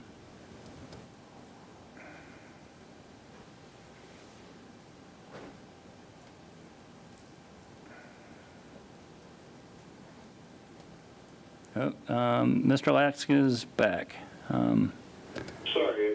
Sorry. I had you muted. I just unmuted you. Go ahead. Okay, I didn't get a chance to respond.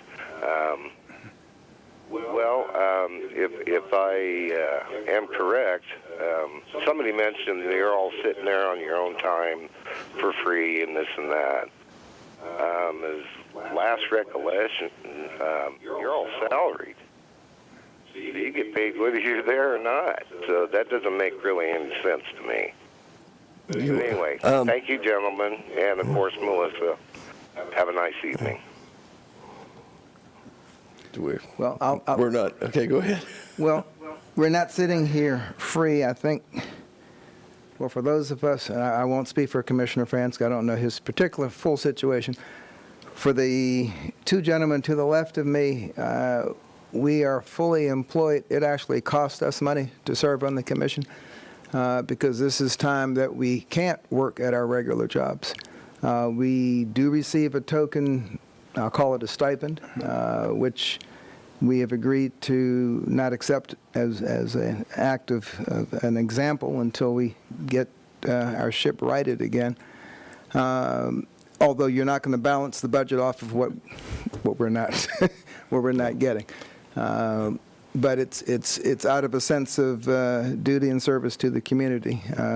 Definitely not a way to balance our own incomes at home. Any others? Yes. Phone number ending in 0624. You are unmuted. 0624. Hello. Yep. Yes. State your. This is Jerry Boxa. Hi, Jerry. Go ahead. I'd like to take just a minute to thank the commission for all the hard work that they've been doing. I also want to express my absolute dismay as the citizens in Salina. It really appears to me that people who are employed with the city are complaining out of greed that they're not able to get an extra $600. I know you guys can't say that, but I can. That's disgusting. And the other thing is, regarding all the call-ins, my dad had a saying that may apply to some of this. You try to respond to everybody that calls in, and I understand that.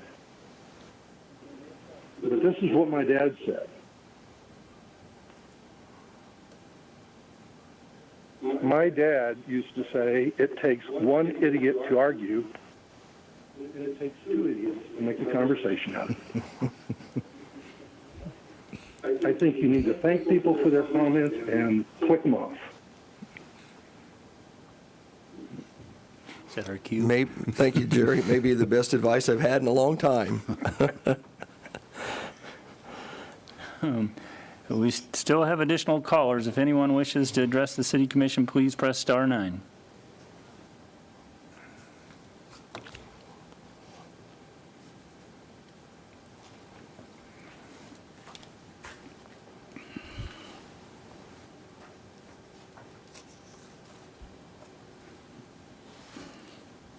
Might give it just a little bit longer. There's some recent callers that are showing up on the screen, but I don't see them indicating they wish to speak.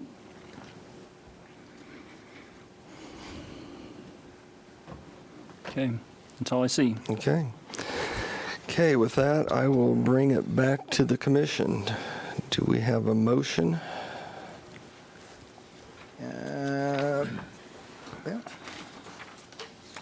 Yeah, Mayor Hoppick, I move that we approve resolution number 20-7830. Commissioner Ryan, second.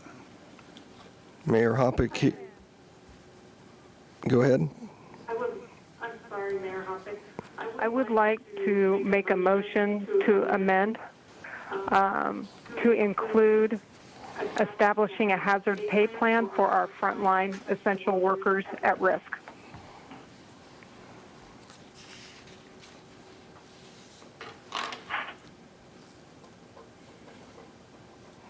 Okay, it doesn't look like we have a second on that. Okay. So what we'll do is we will move, we have a motion and a second to approve resolution number 20-7830. A resolution approving the city manager's recommended emergency staffing plan for the remainder of the City of Salina's 2020 calendar budget year in response to the COVID-19 public health emergency. All those in favor? Aye. Opposed?